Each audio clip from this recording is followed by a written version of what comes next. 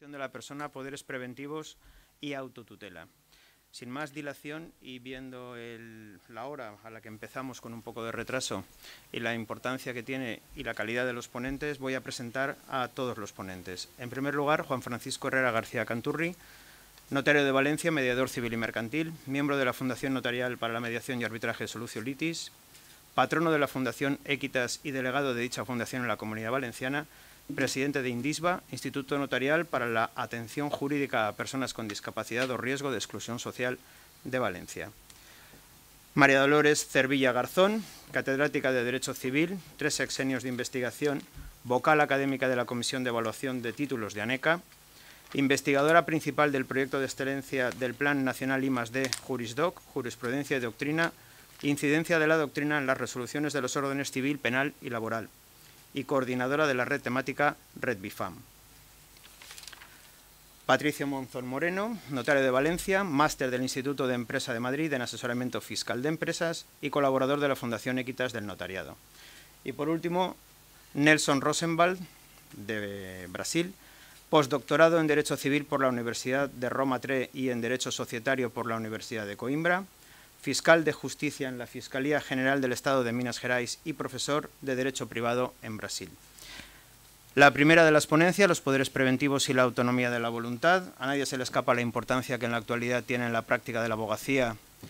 Yo soy Iñaki Planas, me ha faltado presentarme a mí mismo, disculpen.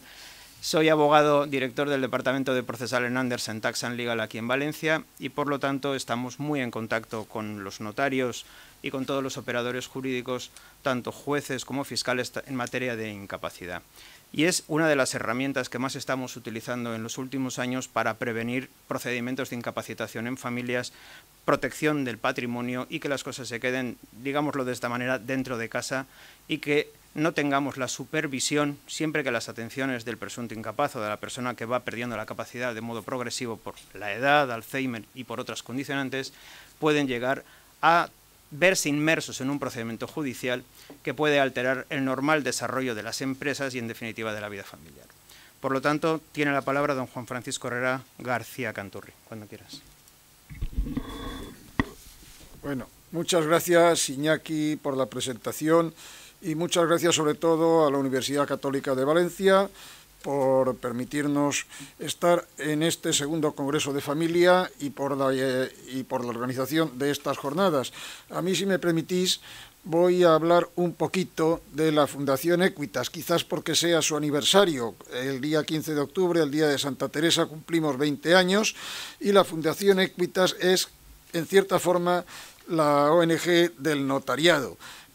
Depende del Consejo General del Notariado, creada para la defensa y protección de los colectivos menos favorecidos de la sociedad. ¿Cómo se realiza esta defensa? Pues como asesoramiento jurídico gratuito a los ciudadanos necesitados de especial protección dentro de cada una de las notarías, dentro de cada una de las 3.000 notarías que existen en España, encontraréis una persona, un profesional muy cualificado que os va a asesorar sobre estas cuestiones. También, pues, en la realización de jornadas como esta de hoy, muchas que se han hecho en los colegios notariales, en el de Valencia hemos realizado muchas y vamos a hacer muchas más, y la coordinación de los más de 3.000 notarios que existen en España.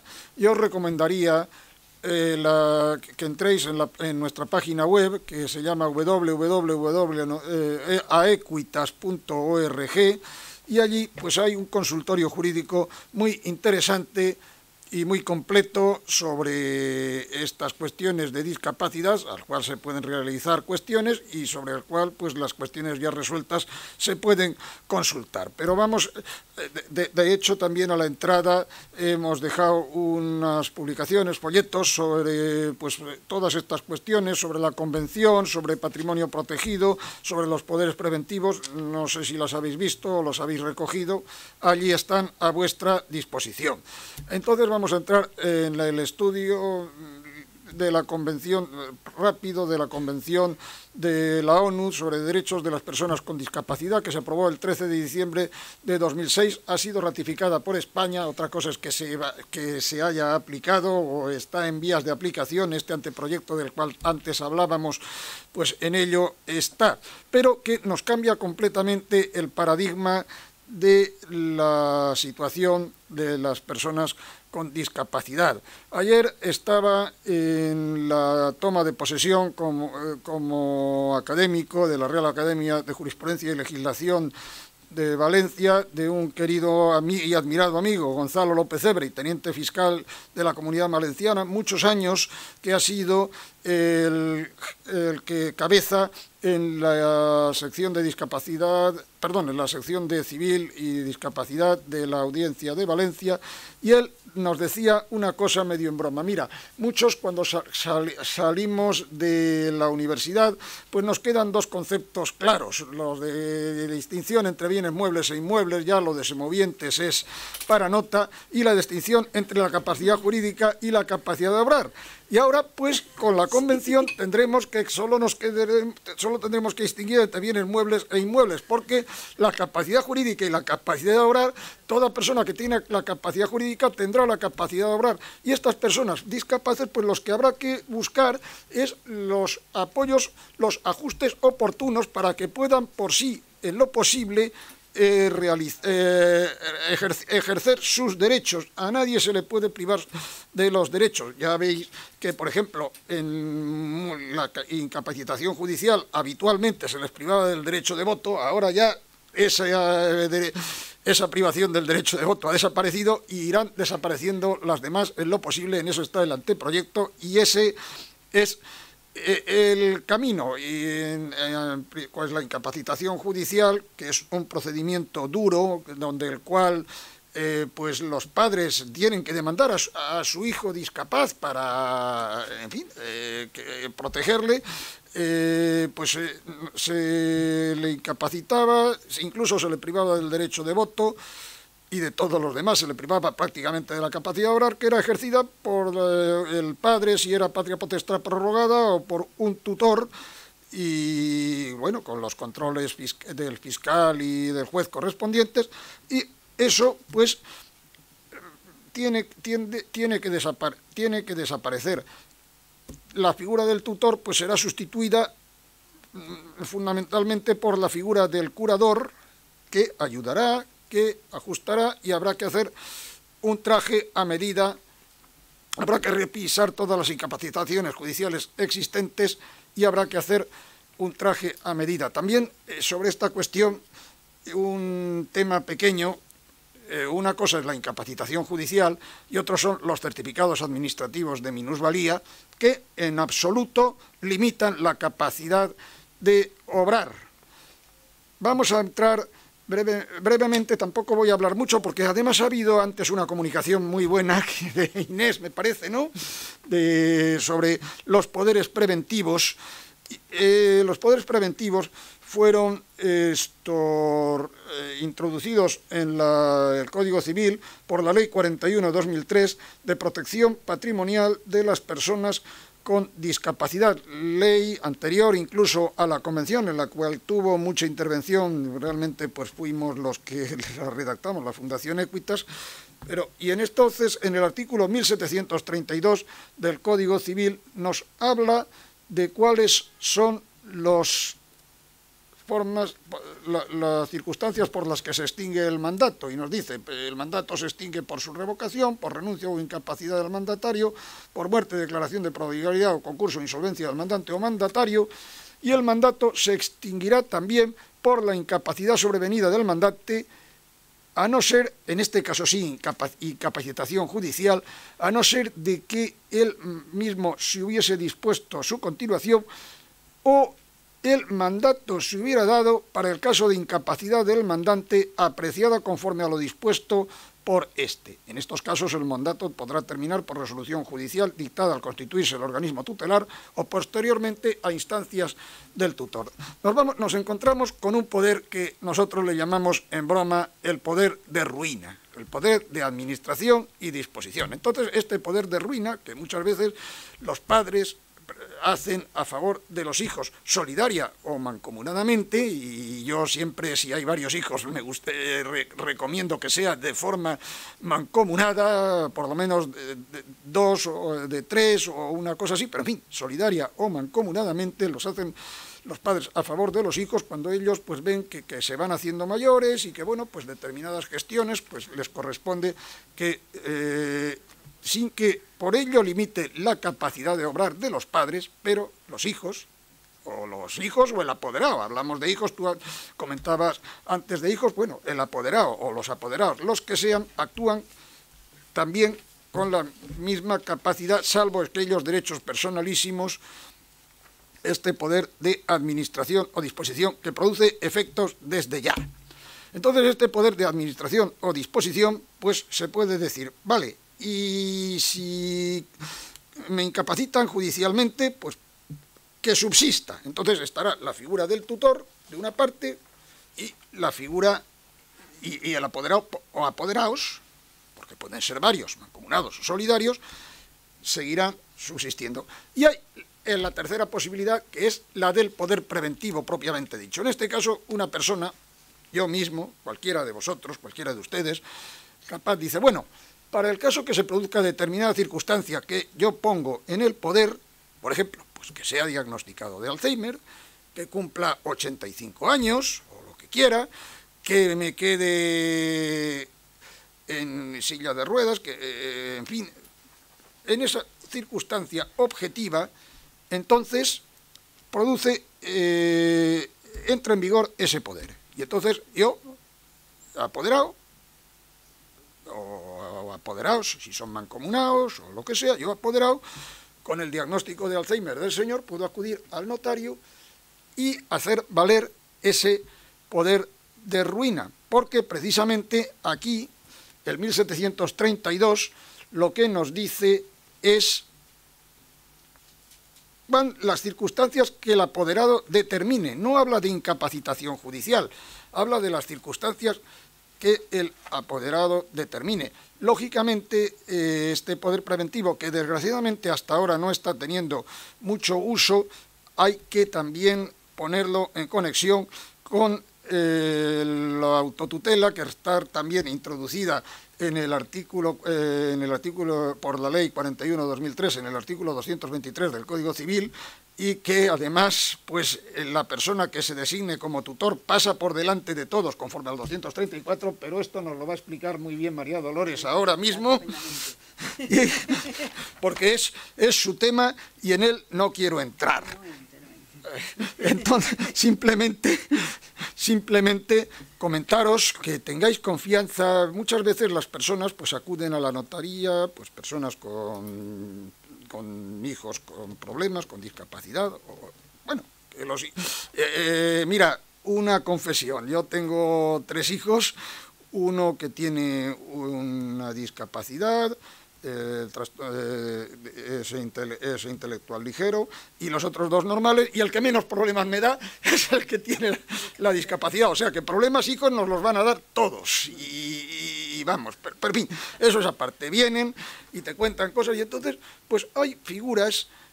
Nosotros, hombre, lo que no hay es una varita mágica, ni hay un bálsamo de Fierabras, un remedio maravilloso para cada cosa, pero sí podemos hacer un traje a medida, y sí, por medio del testamento, por medio de poderes, por medio de muchas cosas, se puede ayudar, y yo os animo a que acudáis a vuestro notario de confianza a ver a ver cómo podemos articular ese traje a medida. Simplemente como última cuestión o como último dato, el artículo 776 del Código Civil, en aquellas personas, lo que pasa es que el artículo 776 del Código Civil algún día lo tendrán que rectificar porque dice una barbaridad.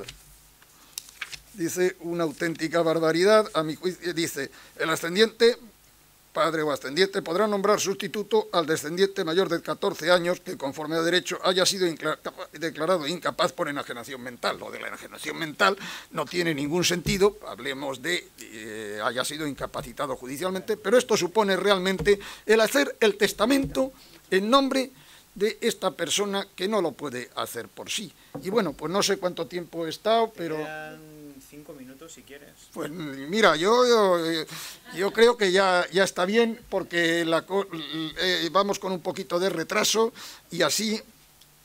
Habrá debate. Habrá debate, eso es, porque también tenía... Bueno, pues muchísimas gracias.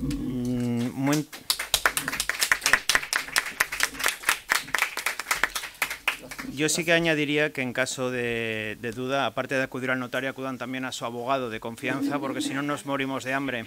No, perdóname. Y segunda, que a veces hay que verlo desde un punto de vista más optimista, y esos poderes no son de ruina, sino de salvación.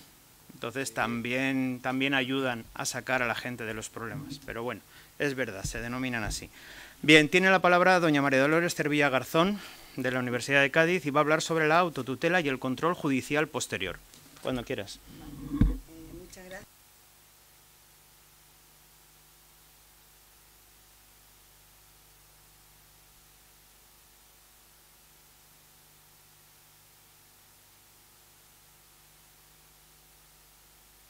Como además me han cedido 5 minutos, pues voy a agradecer como se merece el estar aquí y el sentirme aquí en casa.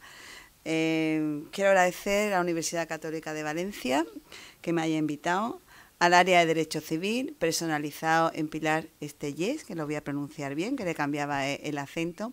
Es verdad que aquí todos agradecen a Pilar, y Pilar es el alma mater de este congreso, pero yo sé que detrás de ella hay muchas compañeras. Básicamente son chicas, hay también algún chico, pero son casi todas chicas, a las que yo quiero agradecerle su invitación, el haberme traído aquí, el haberme gestionado el billete y el habérmelo hecho todo fácil.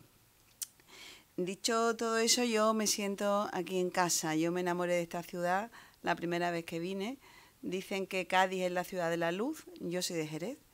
Pero yo creo que Valencia es la ciudad de la luz. Cuando a mí me preguntan dónde vas, digo voy a la ciudad de la luz, voy a sentirme en casa, en una ciudad mediterránea llena de alegría, donde se toman tapitas y además me alojáis siempre en el centro, con lo cual estoy deseando darme un paseo. Y entonces, bueno, muchas gracias por invitarme.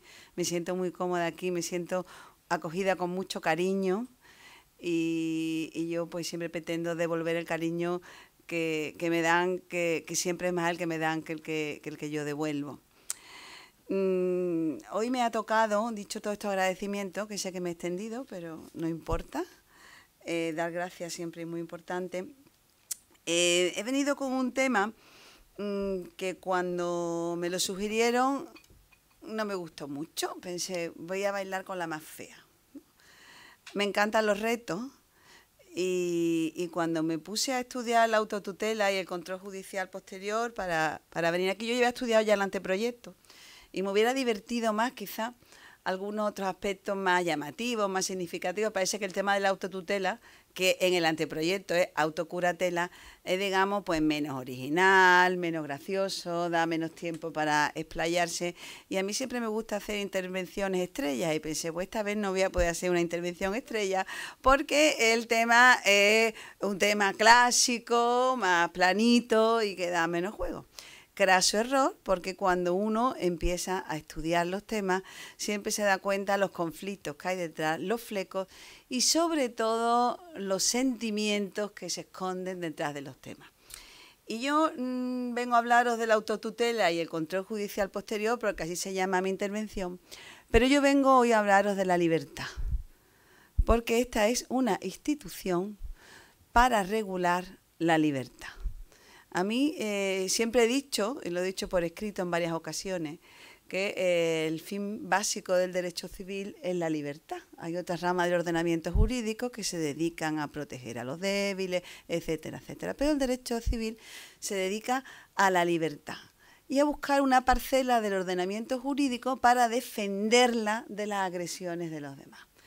Y entonces por eso hoy vengo a hablaros de la libertad de las personas incapacitados, ahora también se dice con diversidad funcional, con capacidad deficiente, bueno, con el apelativo. A mí me gusta mucho hablar de diversidad funcional porque me parece como más políticamente correcto. Pensé que era el término que iba a aparecer en el anteproyecto, pero no es el que aparece. El término, el que ustedes quieran. Y yo vengo a hablaros de esta escalera que empieza esta diapositiva, porque vengo a hablaros de personas con unas características diferentes, personas distintas. Y personas a las que esa distinción, como consecuencia del concepto social que dicha distinción tiene, ha recibido un tratamiento diferenciado a lo largo del tiempo. Yo no voy a remontarme a los principios de los principios, me voy a quedar mucho más cerca y voy a hablaros de la Ley 41/2003 de 18 de noviembre de protección patrimonial de las personas con discapacidad, donde por primera vez se empieza a darle un valor, una importancia, a regularse como un interés jurídicamente protegido el margen de libertad de que pueden disponer estas personas distintas o diferentes. Si veis la diapositiva, no han sido elegidas por el colorido, aunque muchas veces elijo las fotos por el colorido, pero esta vez no. En la parte de la izquierda son dos manos que cuidan, unos padres, parece que son padres que están vigilando al niño, es una protección desde el cuidado. Y a la derecha son fotografías tomadas de internet, pero son personas famosas, uno es un actor, es una modelo down, es una película que todos hemos visto, donde nos presentan a las personas discapacitadas, con capacidad funcional distinta, diversa, distinta, de una manera que nada tiene que ver a esa protección paternalista. Por en medio ha tenido lugar el Convenio de Nueva York, que ha sido ratificado en 2008 y que forma parte del ordenamiento jurídico, y el anteproyecto de reforma del Código Civil, del que tanto hemos hablado y estamos hablando en esta jornada. Es todo un proceso. La escalera sube porque parece que lo que se ha conseguido es mejor.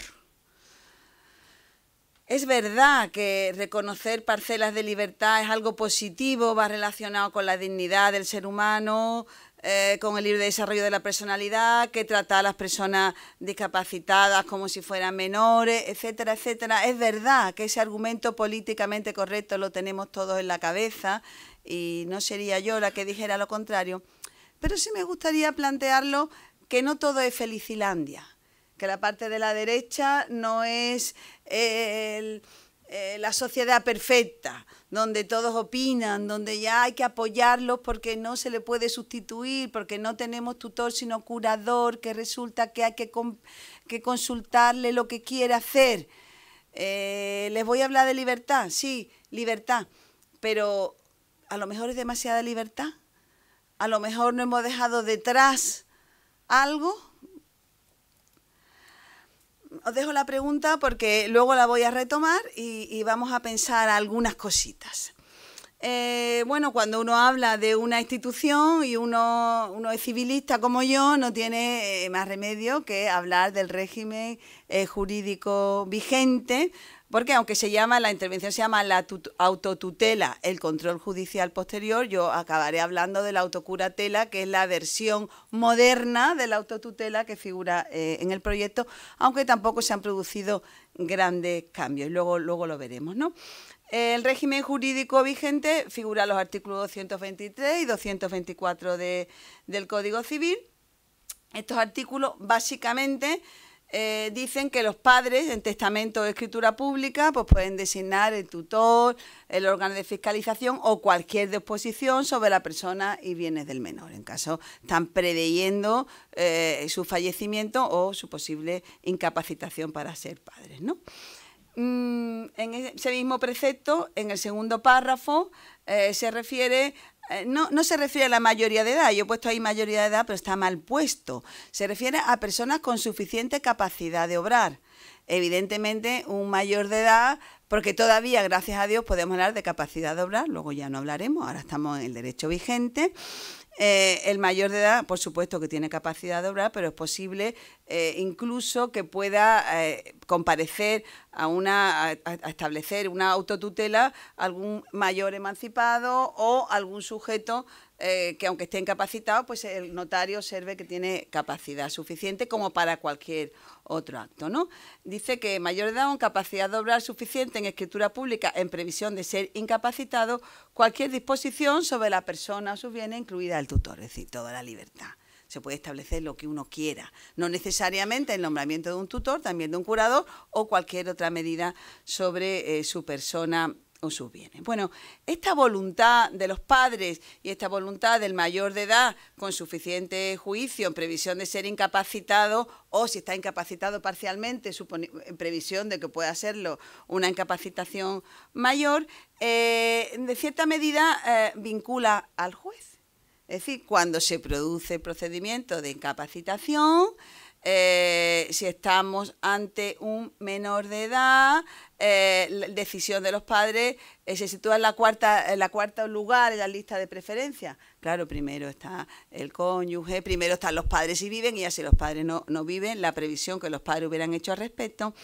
En cambio, en el caso de que haya sido el propio sujeto, dentro de su esfera de libertad, el que haya decidido que determinada persona sea su tutor o su curador, aunque no lo dice el código, se entiende que su curador se ocuparía el primer lugar en la lista de preferencia. ¿Quiere eso decir que el juez está vinculado necesariamente, obligatoriamente con la decisión de la persona que tomó antes de ser incapacitado? Bueno, el artículo 224 del Código Civil actual dice que las disposiciones aludidas en el artículo anterior vincularán al juez al constituir la tutela, salvo que el beneficio del menor o incapacitado exija otra cosa, en cuyo caso lo hará mediante decisión motivada. El profesor Carlos Martínez esta mañana habló de ese interés de la persona discapacitada que está presente en nuestro Código Civil y que se encuentra ausente en el anteproyecto de reforma. Por eso digo que libertad bien, pero quizá una excesiva libertad puede tener un efecto boomerang en relación a la persona discapacitada. Porque por mucho que hablemos de la dignidad de la persona discapacitada, de su libre desarrollo de la personalidad, de que no deben ser tratados como menores de edad, de que deben ser protegidos, ya en la mesa de esta mañana se puso de manifiesto que una cosa es lo que nos digan las normas, una cosa es la intención que se tenga y otra cosa es la pura realidad. Vuelvo a decir, no estamos en Felicilandia. En cierta medida, estas son personas que tienen, en muchos casos, su capacidad intelectual disminuida. Y a veces lo que ellos entienden que es mejor, en verdad no lo es. Ya adelanto que en el anteproyecto de reforma a mí me parece muy criticable que desaparezca la posibilidad de que el juez pueda alterar el orden en atención al interés superior del discapacitado. Y eso ha desaparecido. En el anteproyecto ha desaparecido y se encuentra en nuestra normativa. A mí Pilar cuando me llamó me dijo autotutela y control jurisdiccional ¿no? Yo he contado un poquito qué es la autotutela. Me fui a la segunda parte, control jurisdiccional. Me voy a ir a resoluciones judiciales, que a mí me gusta mucho estudiar jurisprudencia, porque en cierta medida las cosas o las afirmaciones que se vierten en una conferencia, en una intervención, es necesario corroborarla con la praxis, ¿no? Primera conclusión, primera observación, no existen pocas veces llegan los conflictos de autotutela propiamente dicho a nuestros tribunales. Es decir, no es una materia, no es que no exista sentencia, pero no es una materia donde uno encuentre un material jurisprudencial abundante, que uno como ponente llega aquí, dice la línea jurisprudencial, entonces cuenta muchas sentencias. No hay una gran variedad de sentencias, pero sí es verdad que las que existen son muy homogéneas, o sea, la línea jurisprudencial con los matices, porque los jueces son personas e interpretan a veces más o menos estricto, es cierto que subyace la misma línea interpretativa. En realidad, los tribunales en la actualidad son muy respetuosos con la voluntad del incapaz. Les cuesta muchísimo, muchísimo separarse de ese tutor que la persona ha designado en el testamento, en la escritura pública. Algunos casos, hay un único caso de todos los que he encontrado, donde en el Tribunal Supremo, donde el tribunal acepta recursos de casación y considera ajustada a derecho una sentencia de la audiencia en la cual decide alterar el orden y nombra como tutor de una persona que se incapacita, en este caso una tutela al Principado de Asturias, una entidad pública, a pesar de que había nombrado un tutor, en este caso una tutora. Dice que es un cuidador sospechoso. No es sospechoso, es sospechosísimo, sospechosísimo. Es decir, es una situación que hay una denuncia porque una señora que está cuidando a la persona enferma, una persona con Alzheimer, empieza a sacarle dinero de la cuenta, pone la denuncia el director de la sucursal, automáticamente esta persona, antes de que se curse la denuncia, pues va a que le nombre de tutora, después inicia el procedimiento de incapacitación, va sacando dinero. Claro, no es sospechoso, es sospechosísimo. En este caso, atendiendo al interés superior del incapacitado, que no existe en el anteproyecto de reforma, que a lo mejor no se podría llegar manteniendo esa normativa a esta misma resolución, eso lo dejo ahí apuntado, pero acudiendo al 224, pues efectivamente dice que, en fin, que está muy bien la voluntad, pero que el interés superior es el interés superior del discapacitado. A diferencia de una sentencia de la Audiencia Provincial de Pontevedra, que a pesar de que también hay unos indicios muy, muy sospechosos, me parecen también muy sospechosos, en este caso la sala mantiene el nombramiento de la tutora que había designado, tampoco era familia, que había designado el incapacitado. En este caso también hay disposiciones, es un caso muy similar, porque parece que actúan igual, entonces empiezan a sacar dinero, luego otorga un poder, luego la propia persona que lo cuida inicia el proceso de incapacitación, y eso que parecen que son signos, o eran signos en la primera de la sentencia de cuidador sospechoso, aquí la audiencia dice que al revés, que estupendo, que ha sacado dinero porque había que cubrir unos gastos, unos gastillos, eran 10.000 euros de cuando en cuando, y que y que bueno, que el hecho de que haya iniciado el procedimiento de incapacitación después de la denuncia del banco también, que al revés, que es una persona estupenda porque está cubriendo lo que dice el Código Civil, que cualquier persona puede poner en conocimiento del Ministerio Fiscal, y que si antes había tenido un poder general, a pleito, que los notarios que saben mucho, que tendría que haber dado cuenta de que esa persona había tocado un poder en pleno uso de sus facultades. Entonces este es un caso también muy llamativo, al menos me parece muy llamativo, he leído la sentencia con detenimiento, donde se respeta la voluntad. Luego hay muchos más casos, por ejemplo, hay un caso también en el cual el incapacitado había nombrado previamente una serie de tutores mancomunados y se discute si era mejor un tutor individual. En este caso, evidentemente, aunque es más farragoso, los tutores mancomunados, a fin de cuentas, era la voluntad. Y luego hay algunos casos que suelo poner yo en clase de los hermanos peleones. Entonces, este es un caso también de una hermana peleona, que la hermana cuidaba a las personas mayores. A veces se ponen un poquito impertinentes, pero es verdad que también tienen derecho a ponerse impertinentes. Entonces, bueno, me imagino que esta señora se llevaría fatal ya con la hija, que la había cuidado mucho tiempo, y ha decidido que es que a quien quiere a su hijo, y lo quiere muchísimo.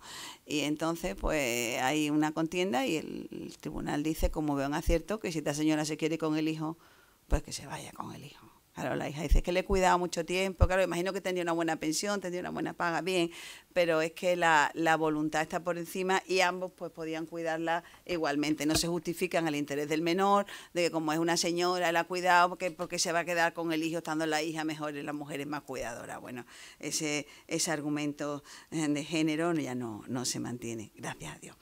En tercer lugar, sí me parece muy interesante y lo he sacado fuera, es una sentencia de la Audiencia Provincial de Navarra, que luego en el anteproyecto también, digamos que se trae este argumento en el anteproyecto, y esta sentencia dice que prevalece la voluntad del incapaz aunque no esté expresada en documento público, y en cierta medida equipara a la voluntad del incapaz vertida en el acto del juicio público a la que pudiera haber expresado en el documento de autotutela. Lógico también en este ambiente de respeto de la libertad del presunto incapaz. El Código Civil de Cataluña, que ya saben ustedes que tiene una legislación bastante moderna, que no quiere decir que siempre sea estupenda, quiere decir que sea moderna, no quiere decir que sea siempre buena. En este caso a mí no me parece adecuado el régimen jurídico. Dice que la persona designada por el incapaz o por los padres se convierte automáticamente en tutor.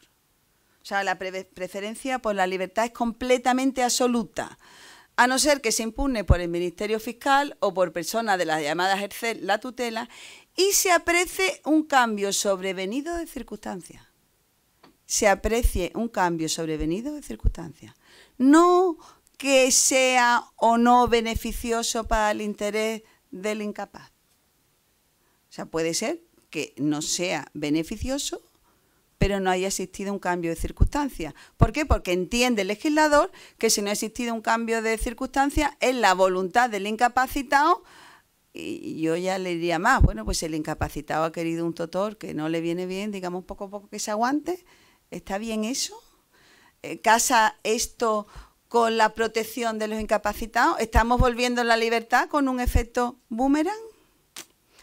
O la segunda posibilidad es que la delación voluntaria se realice un año antes del procedimiento de incapacitación. Bueno, esto un poco acautelan para evitar algunos de estos casos a los que me he referido. Voy concluyendo. Perfecto. Entonces, ¿qué temas pueden plantearse en relación a la autotutela? Yo me gustaría plantear dos temas, los dejo ahí. Dos. Uno es la tutela de las personas jurídicas. Es cierto que nuestro Código Civil dice que para ser la persona jurídica puede ser tutor si lo ha designado el que se va a ser presuntamente incapacitado, siempre y cuando sea una persona jurídica cuyos fines sea la protección de los discapacitados y no tenga ánimo de lucro. Y digo yo, ¿por qué? ¿Por qué? Primera cuestión. Segunda cuestión. La segunda cuestión está relacionada con la inscripción de la autotutela en el registro civil. A efectos de publicidad, tanto nuestra normativa actual como el anteproyecto establecen la obligatoriedad de escribir la escritura o posteriormente la resolución judicial. ¿Puede vulnerar los derechos del incapaz a llevar a su vida privada, a su intimidad? Hay que tener en cuenta que no está previsto que la inscripción de estos documentos se haga, digamos, en la parte protegida del registro civil, sino que cualquiera puede observarlo. Esto se planteó en el debate del anteproyecto y finalmente se decidió prevalecer la publicidad, y también se planteó en el debate del anteproyecto, se decidió que las personas jurídicas que se ocupen del incapaz por su propia decisión no tengan ánimo de lucro. Como creo que ya estamos casi en tiempo, dejo apuntadas esas dos cuestiones y finalizo comentando que el anteproyecto de reforma del Código Civil únicamente aumenta un poco más la preferencia de la libertad, elimina el interés del menor, que me parece bastante negativa, y únicamente convierte en automática la voluntad del incapacitado cuando es excluir a una persona. En los demás casos es posible que no se atienda, pero no porque sea perjudicial para su interés, sino porque se haya producido una alteración de las circunstancias. Gracias.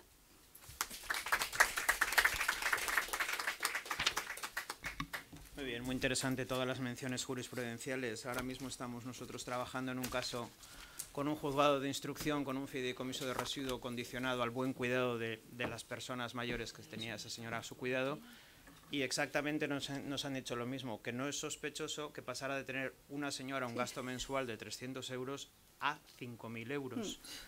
Han sobreseído la causa y ahora estamos viendo si iniciamos el procedimiento civil. O sea, que muchas veces asuntos que no llegan a ser juzgados por las audiencias, y mucho menos por el Tribunal Supremo, pues en los juzgados de primera instancia y sobre todo en juzgados de instrucción, cuando se inician procedimientos penales, pues nos encontramos con disparidad de criterios. Es así. Bueno, pues muchísimas gracias, porque yo creo que sí que ha vuelto a ser una intervención estrella de las que habitualmente sueles dar. No. Bien, tiene ahora la palabra Patricio Monzón Moreno, notario de Valencia, y nos va a hablar sobre el patrimonio protegido. Cuando quieras, Patricio. Un segundo, que se nos ha ido el... Buenas tardes. Muchas gracias por esa amable presentación. Muchas gracias a la Universidad Católica y felicidades por el acierto al convocar este tipo de reuniones, congresos, que requieren mucha divulgación. Realmente hay cuestiones muy complicadas a las que muchos profesionales no están aproximados y conviene hablar de ellas. Quizás la figura más extraña en este punto sea precisamente la que voy a tratar yo, que dice someramente en mi ponencia el patrimonio protegido. El patrimonio protegido de las personas con discapacidad. Nació la ley, precisamente estamos todos hablando de la misma ley, en el año 2003, la ley 41/2003, y solo ya el título ya espanta, ¿no? Porque grande, se ve que es algo denso, algo profundo. Así se llamaba la ley cuando nació, que mezclaba temas fiscales con temas civiles, ley de protección patrimonial de las personas con discapacidad y modificación del Código Civil, de la ley de procedimiento civil y de la normativa tributaria para esa final de control, en fin. Ya uno dice, no sigo leyendo. Y es lo que le ha pasado a la mayoría de los profesionales. Han decidido no seguir leyendo porque el bicho creado es difícil de asumir.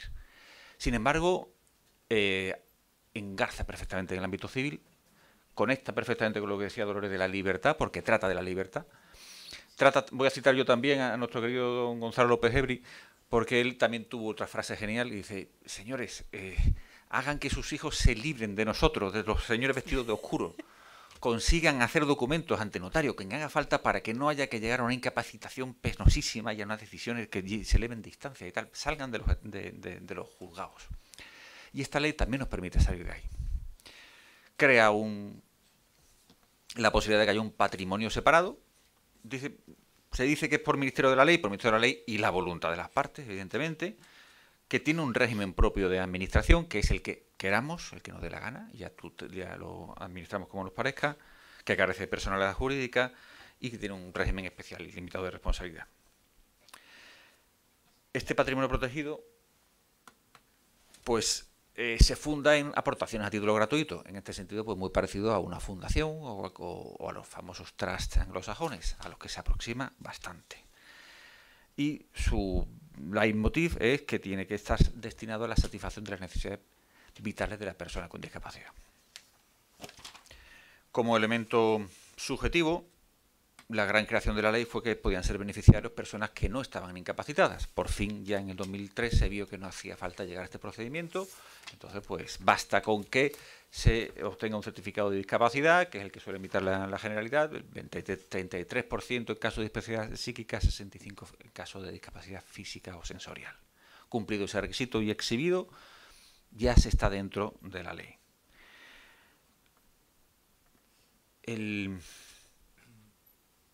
Las personas que lo pueden constituir, bueno, en principio es la persona con discapacidad la que tiene ese derecho absoluto y soberano a decidirlo, pero si no puede ella, pues tendrán que hacerlo otras personas en su nombre.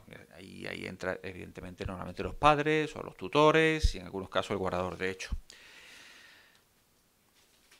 Y como elemento fundamental, y por eso estamos convocados aquí los notarios, ha de hacerse en escritura pública. Cabe que se haga por resolución judicial, pero el planteamiento sería muy dificultoso. Una persona que quiere que se constituya patrimonio protegido y los padres se niegan y tal, no se ha dado el caso. Esto requiere que se haga en escritura pública y, por desgracia, y esto lo quiero avisar ya, las aportaciones sucesivas deben hacerse también en escritura pública. Nosotros, los notarios, pedimos que no fuera así, pero toda aportación posterior ha de hacerse con esa formalidad para que tenga los beneficios fiscales que luego citaré. La pieza clave, el elemento estrella, es que lo que se aporte a ese patrimonio con carácter gratuito para satisfacer las necesidades permanentes de las personas con discapacidad, las necesidades vitales, tiene el régimen de administración, los sistemas de control que dispongamos nosotros. Bueno, el constituyente, evidentemente. Todo sin perjuicio de que el aportante puede también meter todo el conjunto de condiciones, de modos, de disposiciones que pueden existir en cualquier donación. Cabe una condición resolutoria, cabe poner algún tipo de reversiones o sustituciones fideicomisarias de algún tipo sobre esos bienes. Pero encima el patrimonio tiene ese régimen estatutario, parecido al de una fundación. Si no tiene capacidad la persona con discapacidad, el beneficiario, para disponer de sus bienes inmuebles, pues hace falta en principio una autorización judicial, por desgracia. Eso sigue existiendo. Cabe que se tramite una autorización genérica para todos los bienes y se prevé la ley, pero bueno, el caso es que existe esa figura.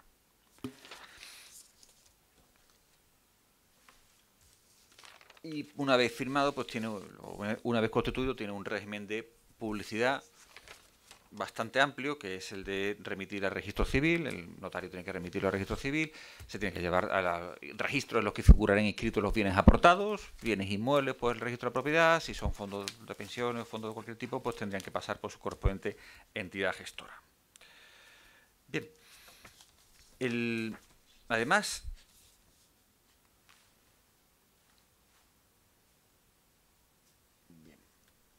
la pieza fundamental, aparte de este régimen de administración, es la pata fiscal. La ley, en su anteproyecto, o su borrador, cuando salió del notariado, de la Fundación Equita, era brevísima, porque decía, este es el régimen civil y fiscalmente exento de impuestos. Y al desarrollarse la ley, dicen que, o sea, lo que es el proceso legislativo, dicen que una especie de, para entonces, tercer partido o cuarto partido, ahora sería el séptimo o el octavo, que influye, que es Hacienda. Entonces empezó a meter una normativa que es muy complicada y actualmente está desparramada por la ley del impuesto de la renta de las personas físicas. Algunas menciones hay en alguna otra ley, como de sociedades y tal, pero fundamentalmente en esta ley. Lo cual nos introduce en una materia a la que normalmente al abogado medio le espanta, que es la normativa fiscal. Si la ley no existiera y alguien hiciera una aportación, una donación de bienes a una persona, sin más, hay un montón de impuestos. Por parte del donante, su propia renta. No aparece en el caso de donación de dinero, pero sí en la donación de bienes. Por ejemplo, de un inmueble se adquirió por 10, se dona y vale 12, pues hay una ganancia que presume Hacienda de 2. Cuidado cuando un abogado esté asesorando para una donación o una aportación, que ese impuesto suele aparecer.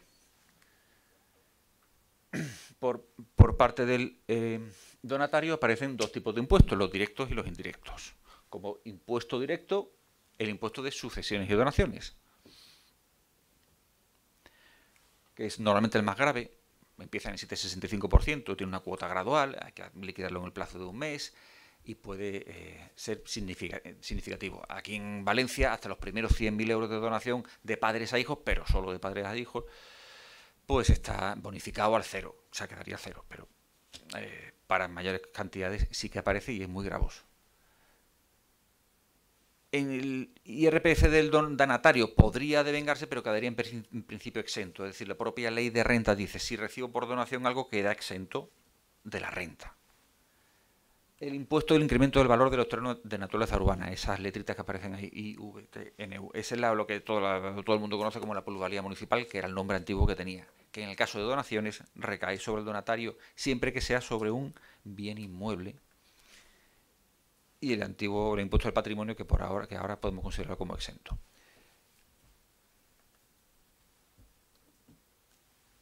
En la renta, si se recibiera un bien inmueble con destino a vivienda, podría aparecer una renta en su patrimonio y por lo tanto habría que declararla. Todos estos son los impuestos que caen por aquí. Y además podría aparecer el IVA en una donación. No es lo habitual, pero si alguien tiene un bien afecto a su actividad económica profesional o empresarial y lo regala, el IVA aparece en la modalidad de autoconsumo. Ojo que hay muchas personas que no tienen en cuenta y aparece después el susto. ¿Cómo aplicamos el régimen fiscal de la ley? Pues hay que hacer un acto previo de localización del impuesto y depende del lugar de residencia del donatario. Salvo que, y aquí empieza la primera excepción, que se trate de un inmueble o de valores del artículo 108 de la Ley de Mercado de Valores. El artículo 108 de la Ley de Mercado de Valores ha sido sustituido hoy en día por el 314, pero todo el mundo sigue recordando ese artículo, que lo que hace referencia es a aquellas sociedades en las que más de la mitad del patrimonio son bienes inmuebles. Cuando queramos asesorar sobre aportaciones inmobiliarias hay que tener cuidado porque la localización del inmueble es el elemento fundamental para determinar el impuesto aplicable. Si evidentemente es el lugar en el que radique. Si no hay un inmueble, pues entonces se atiende al lugar, a la residencia habitual del donatario. Cuidado que no es la actual, sino que la que haya tenido en los últimos 5 años en su mayor parte, según la ley. En fin, son cautelas previas que hay que tener a la hora de aplicar la ley y las posibles bonificaciones.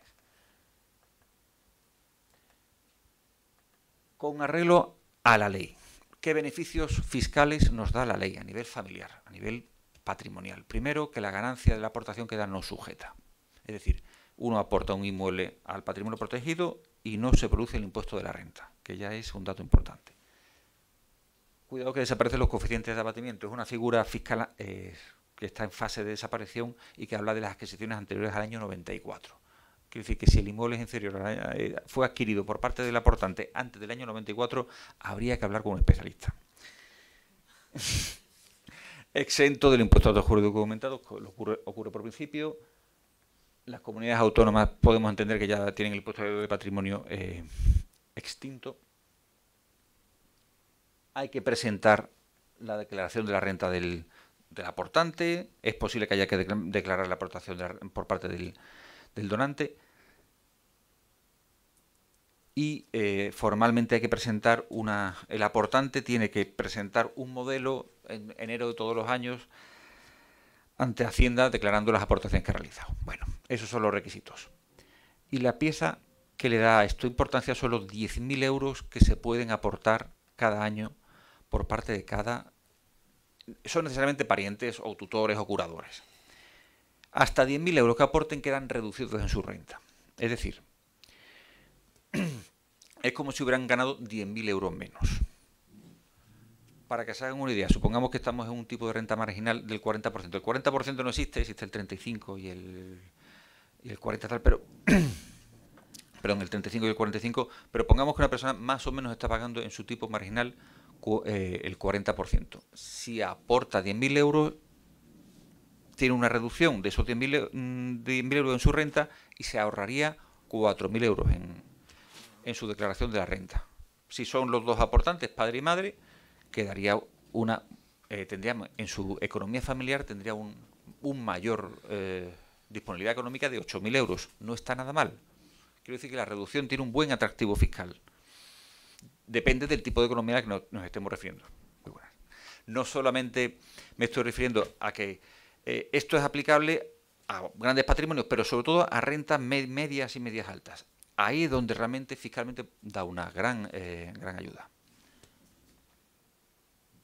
Ahí está el ejemplo que hemos dicho. Y, por supuesto, el donatario queda exento del impuesto de sucesiones o donaciones, también queda exento del impuesto de la renta por razón de la misma aportación.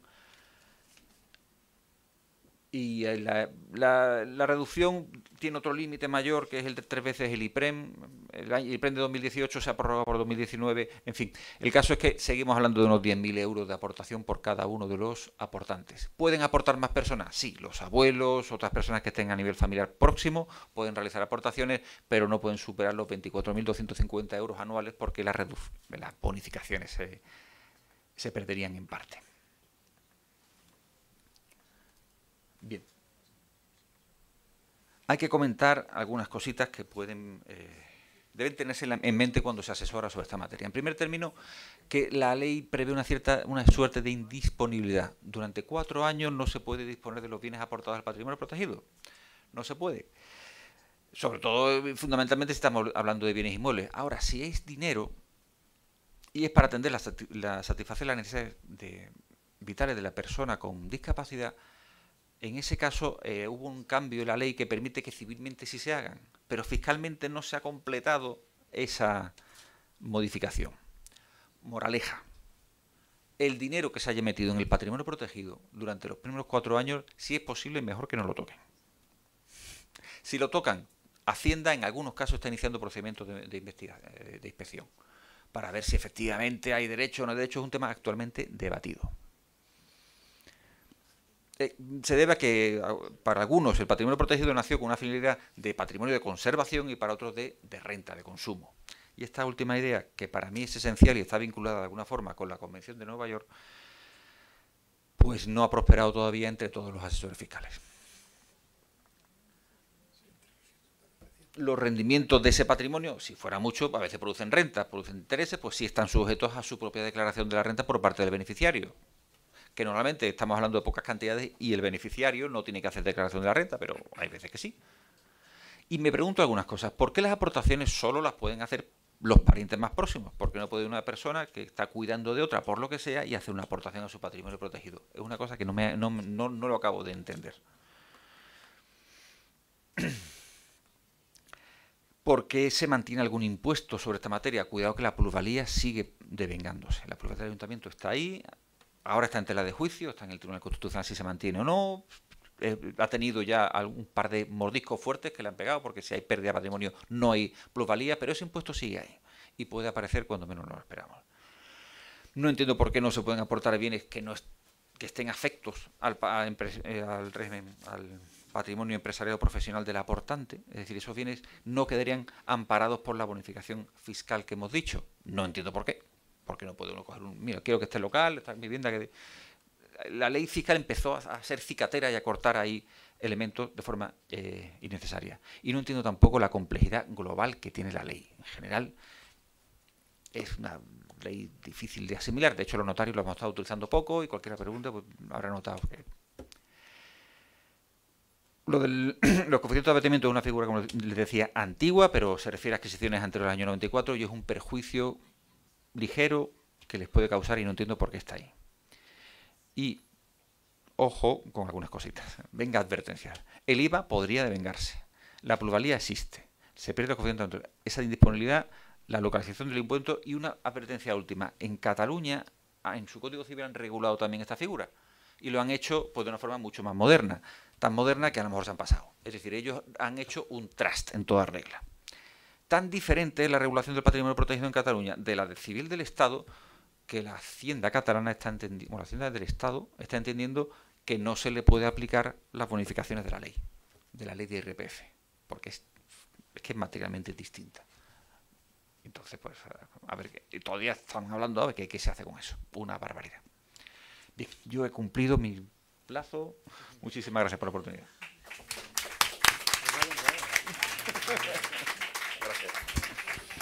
Bien, muchísimas gracias por tu intervención. Esto último que acaba de mencionar de la Hacienda catalana, que entiende que es un trust, es muy interesante porque hay muchas veces supuestos en los que se constituyen trust bajo, por ejemplo, legislación británica de ciudadanos tanto españoles como dentro de la Unión Europea o dentro del espacio Schengen. Y dentro de este propio espacio Schengen nos encontramos con que es muy difícil luego conectarlo con el régimen sucesorio aplicable porque la figura del trust no está regulada dentro de nuestro ordenamiento. Hay algunas sentencias del Tribunal Supremo que han tratado esta materia, pero de una forma periférica y no han entrado al fondo del asunto, y estoy seguro que en los próximos años lo que acaba de manifestar Patricio tendrá una plena vigencia porque será mucho más habitual. Gracias por esta intervención. Y por último tenemos aquí a Nelson Rosenbaum de la Universidad de Brasil, que nos va a dar la dimensión internacional de la mesa. Caso Brasil, un ejemplo de legislación adaptada a la Convención de Nueva York. Cuando quieras, Nelson. Buenas tardes a todos.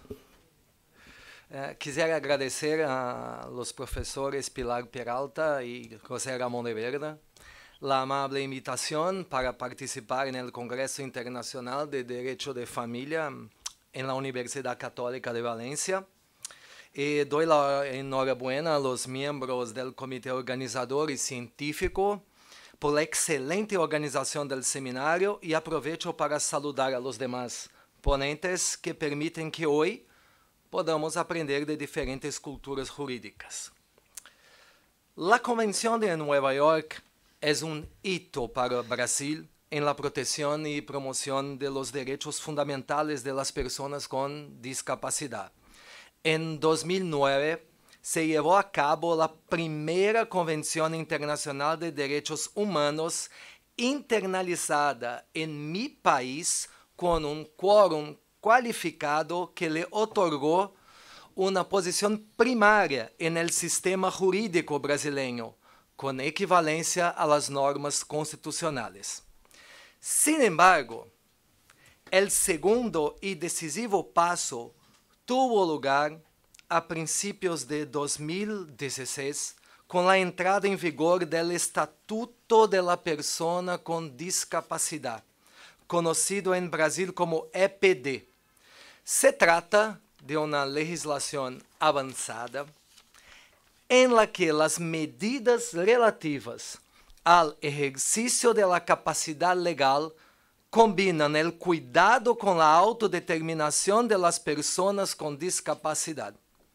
La ley brasileña respeta la Convención de Nueva York, que considera la discapacidad psíquica como una condición humana orgánica y por ende disociada de una modulación de la capacidad de la persona. Por lo tanto, se conceptualiza la discapacidad como la interacción de una condición médica con factores ambientales que potencian sus efectos negativos, algo que en las jurisdicciones de common law es palpable por la distinción entre los términos impairment, disfunción, y disability, discapacidad. Por ejemplo, el hecho de que una persona no pueda mover las piernas no tiene importancia para la discapacidad. Esto solo ocurrirá cuando la disfunción le impida acceder a una biblioteca. Por lo tanto, se puede evitar la discapacidad si el contexto social supera las barreras mediante adaptaciones razonables en la arquitectura de una ciudad. El Estatuto de la Persona con Discapacidad admite la coexistencia entre la tutela y las medidas de soporte a la autonomía. La ley brasileña ha equilibrado las necesidades de protección y la promoción de la autonomía de las personas con discapacidad en 3 niveles. A. Como regla general, la discapacidad psíquica es una simple vulnerabilidad y la persona preservará su capacidad plena. B.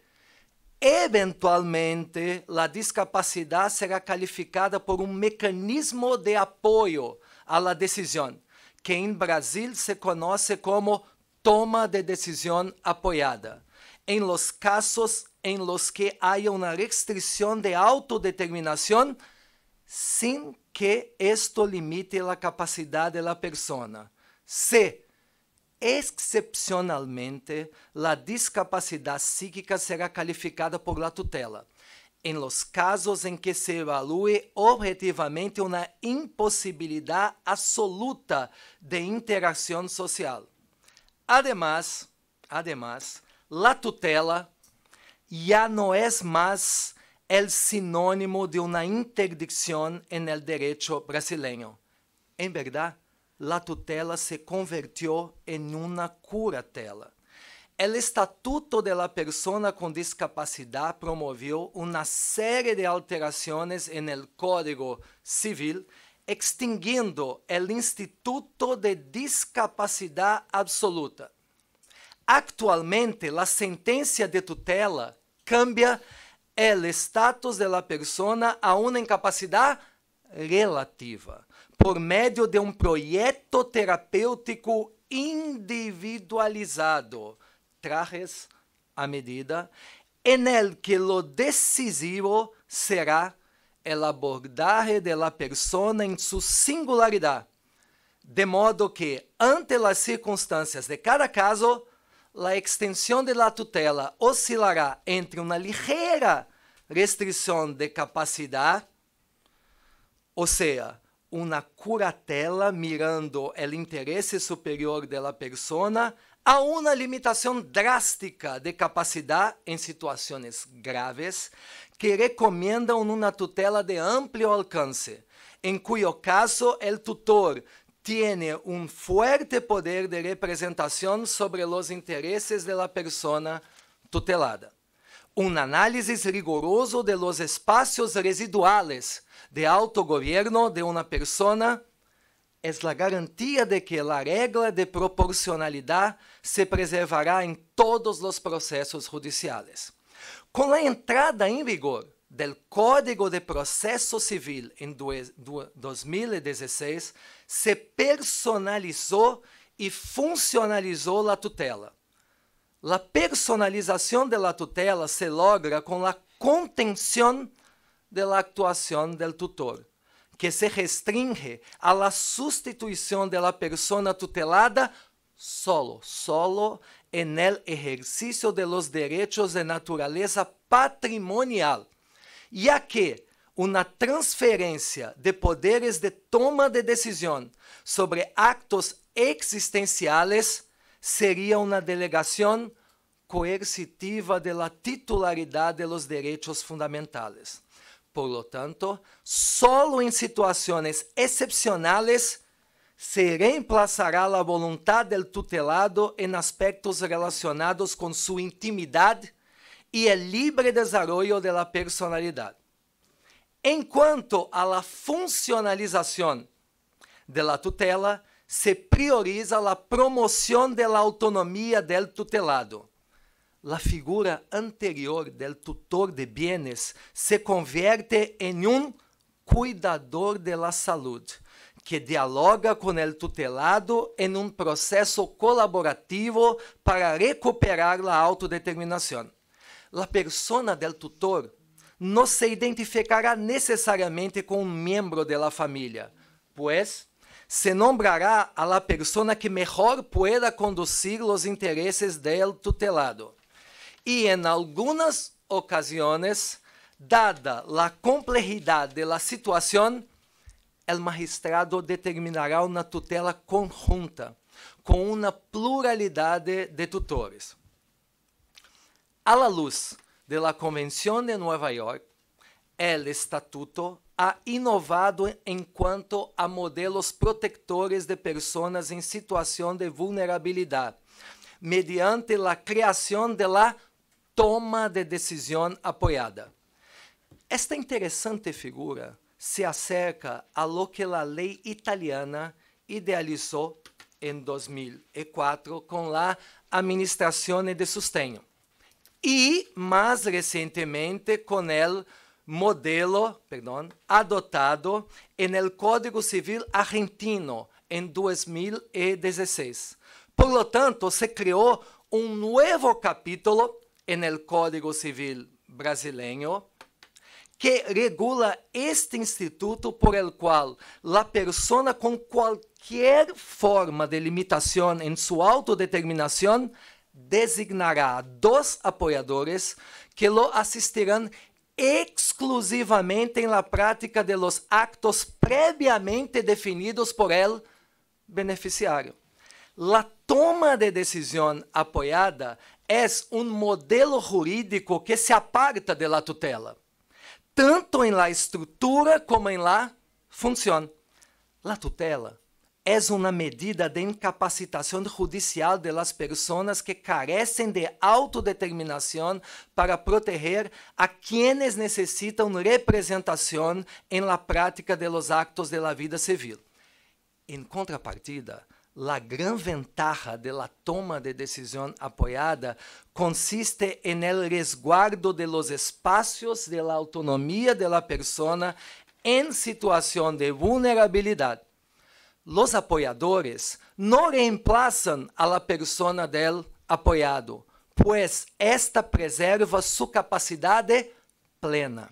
Actuarán como coadyuvantes en las decisiones cuyo control y protagonismo permanecen con la persona del apoyado.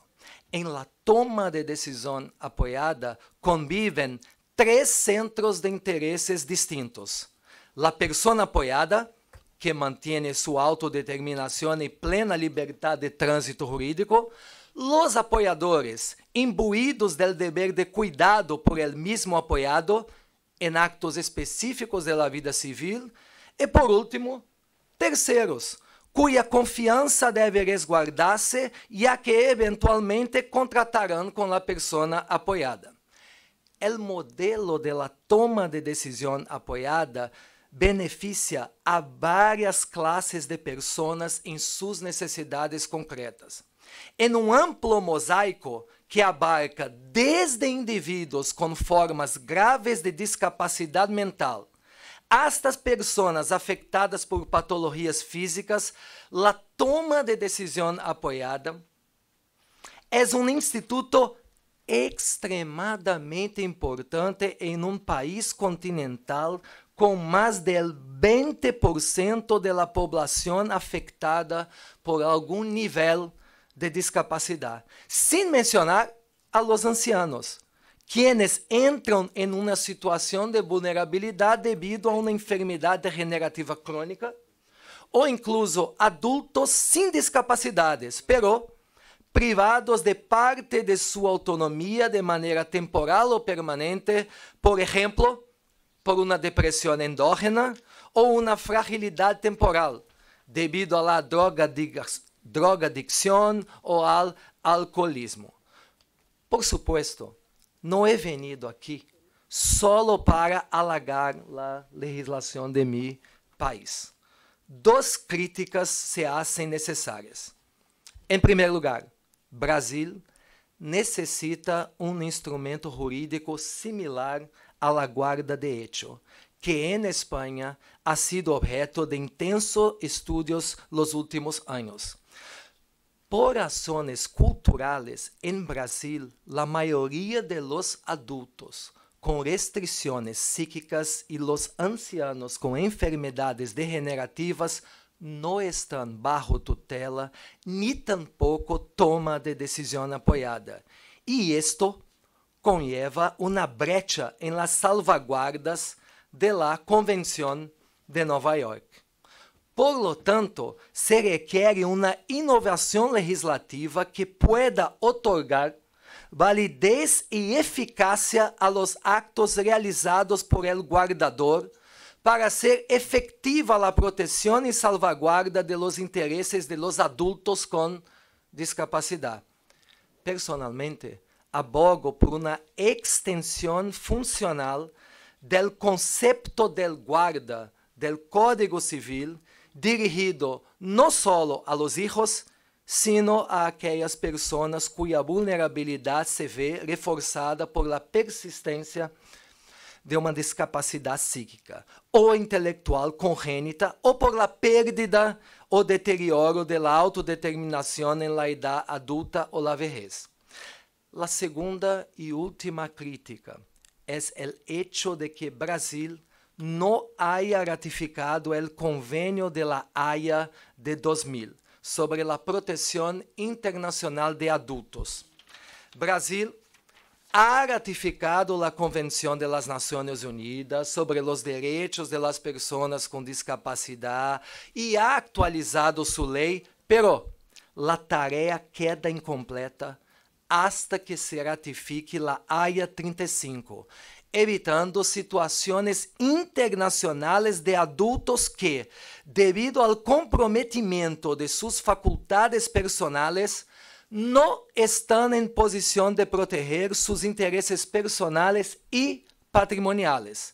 Dado que ningún país de América del Sur ha hecho su tarea, espero que Brasil pueda dar un ejemplo y que los países vecinos lo sigan.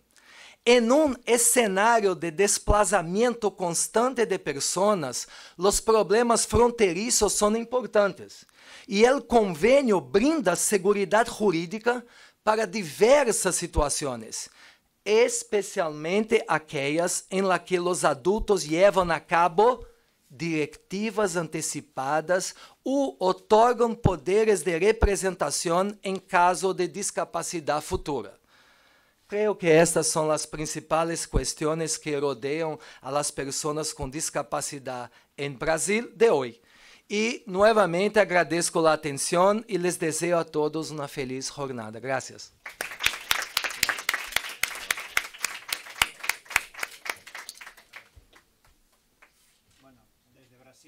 Desde Brasil y con una puntualidad exquisita, 15:42. Muy bien.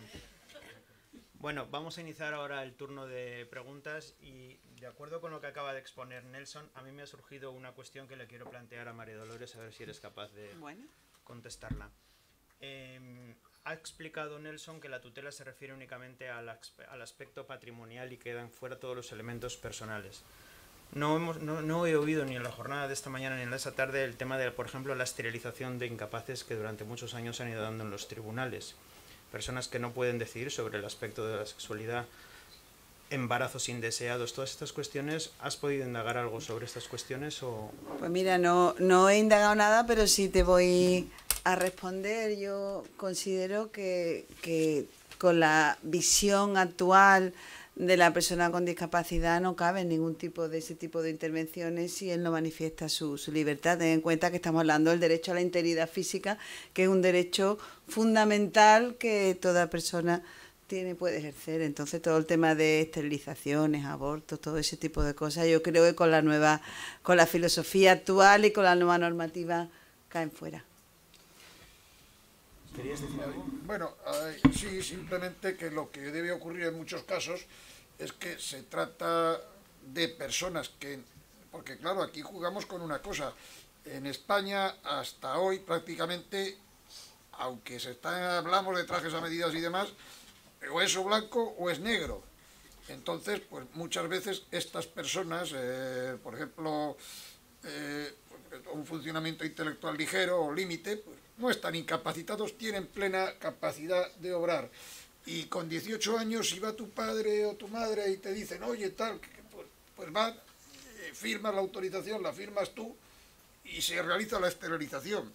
O se realizan las otras, las cuestiones de interrupción de embarazo, ya entran otros problemas, porque entran incluso temas de trabajadores sociales, etcétera.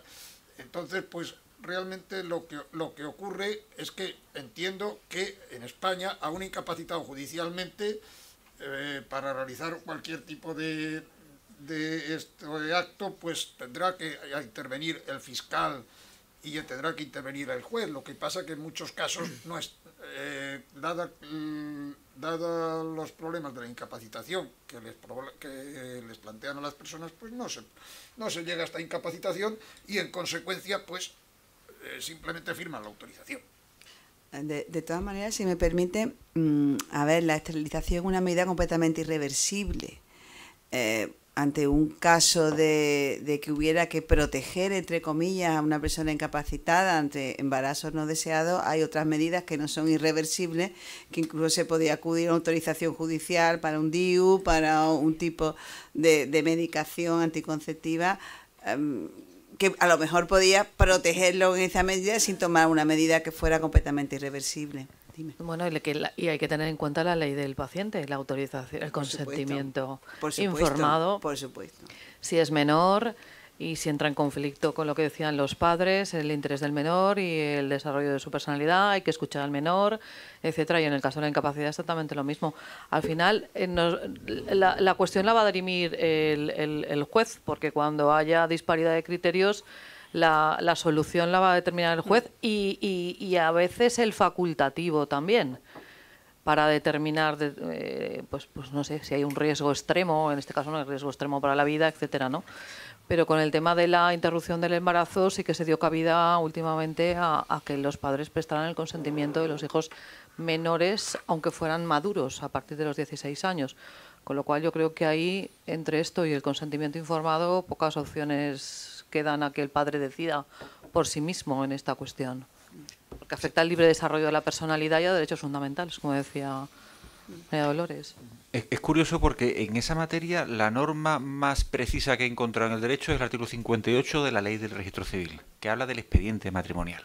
Y ahí es donde dice que para contraer matrimonio y someterse a una operación grave, tiene grandes similitudes. El letrado de la Administración de Justicia notario... Si necesitas tarjeta, te damos una tarjeta. El encargado del registro civil o funcionario que tramite el acta, cuando sea necesario, podrá recabar de las administraciones o entidades de iniciativa social de promoción. Es decir, ya sale incluso al ámbito asociativo y lo introduce la ley, lo cual es maravilloso. Y de protección de los derechos de personas con discapacidad, la provisión de apoyos humanos necesarios, técnicos y materiales que faciliten la emisión, interpretación y recepción del consentimiento del o los contrayentes. Solo en el caso excepcional de que algunos contrayentes presentaren una condición de salud tal que, de modo evidente, categórico y sustancial, pueda impedirle prestar el consentimiento matrimonial, pese a la medida de apoyo, se recabará dictamen médico sobre su actitud para prestar consentimiento. Es curioso porque habrá una brecha que no está en el resto del derecho y que seguramente acabe cayendo en el ámbito también médico de esterilizaciones y de abortos y tal. Pues se abre el turno de preguntas.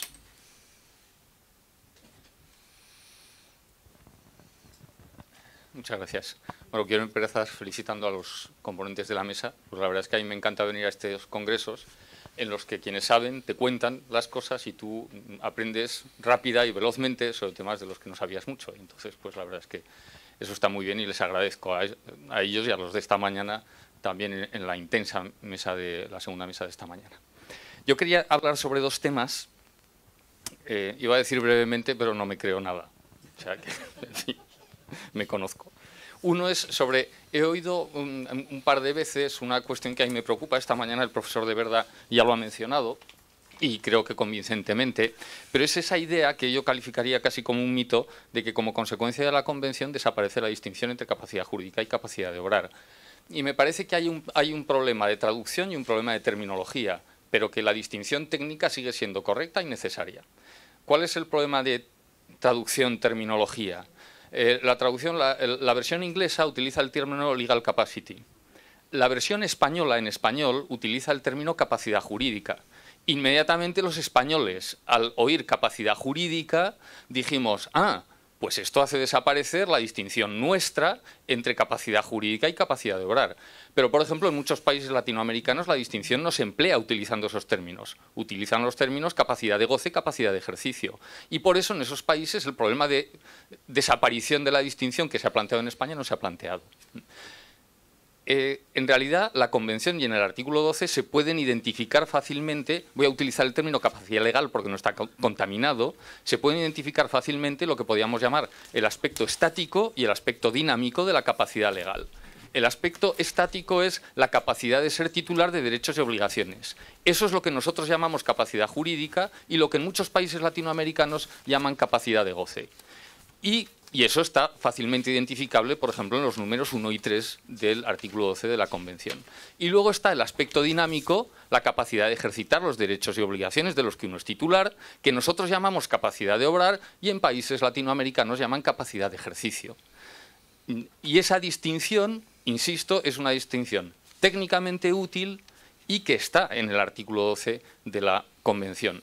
Por eso a mí me parece, nosotros caímos en la trampa rápidamente, claro, por la traducción, porque dijo capacidad jurídica y entonces la recondujimos a nuestra propia terminología.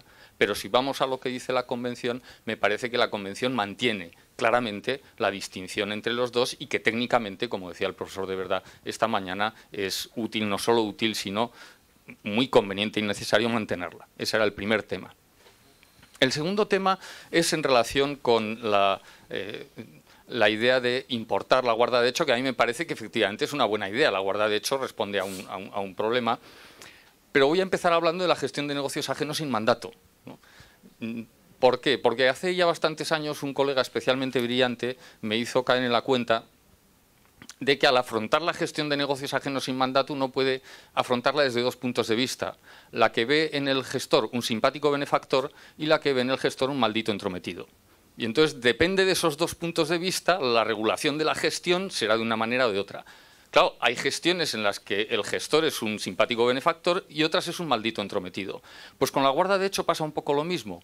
Hay guardadores de hechos que son solidarios y buenas personas y que velan por el interés de la persona discapacitada, y hay guardadores de hecho que se aprovechan de la persona con discapacidad.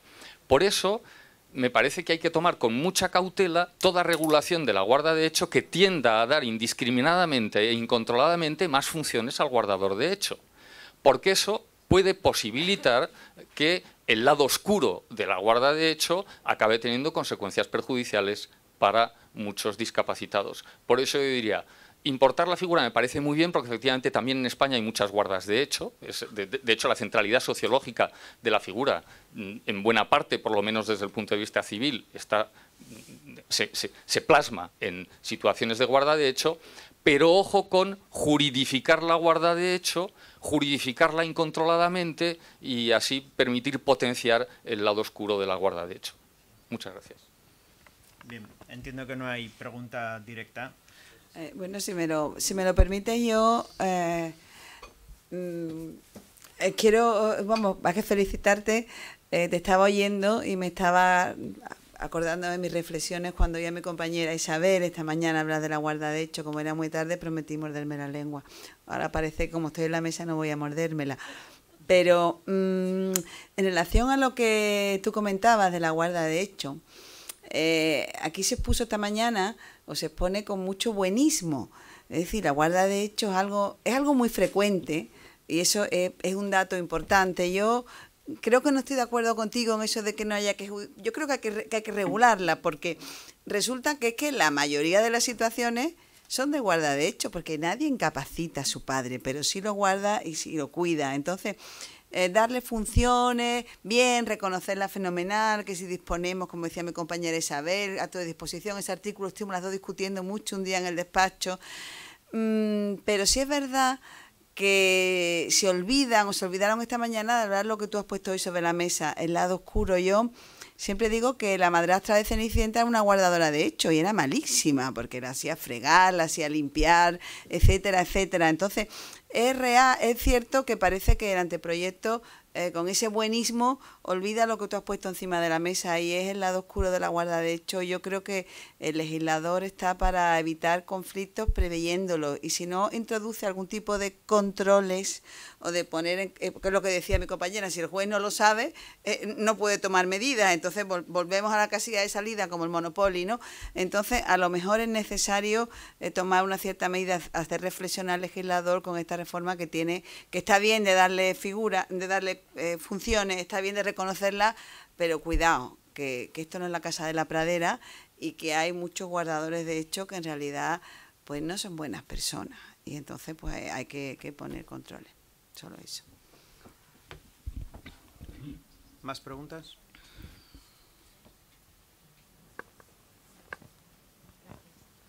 Hola, buenas tardes. Antes que nada, agradecer todas las ponencias y la calidad de las mismas, que ha sido brillantes todas. Mi pregunta es muy concreta sobre el patrimonio protegido. Yo quería saber si las donaciones de los progenitores a ese patrimonio protegido del descendiente incapaz son colacionables. Y en caso de que sí, bueno, ¿cómo se sigue protegiendo en el momento que se colacionan esas donaciones? La respuesta es sí. Sí, salvo que el donante disponga otra cosa de la donación, o incluso posteriormente el testamento podría determinar si son colacionables o no colacionables. Desde luego, bueno, si hay varios hijos, la legítima ya queda bastante repartida. Solo por el hecho de que haya otro hijo, pues ya la legítima del no beneficiado, pues es la tercera parte, la mitad, una sexta parte. Ya. Quiero decir, ya estamos hablando de más de un hijo, ya pagar la legítima viene a ser más o menos sencillo. Y además hay disposiciones en derecho que protegen especialmente la sucesión a favor de la persona con discapacidad. Se le puede nombrar heredero universal con la sustitución fideicomisaria, se tiene ese año que se le da también de disfrute de la vivienda habitual.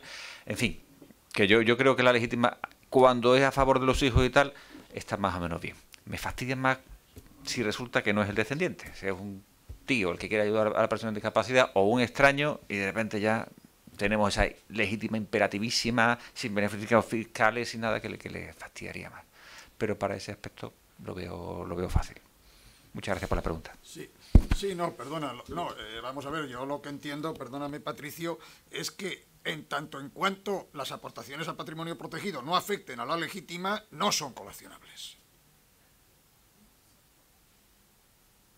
No dejan de ser donaciones, y Bueno, si no pero dicen otra si cosa... afectan a la legítima, entonces ya no se trata de una colación, se trata de que... bueno, pues estás afectando a la legítima y por lo tanto se podrán impugnar pero en tanto en cuanto no afecten a la legítima, y en el caso de 2 hijos, la legítima pues es una sexta parte, Anchas Castilla.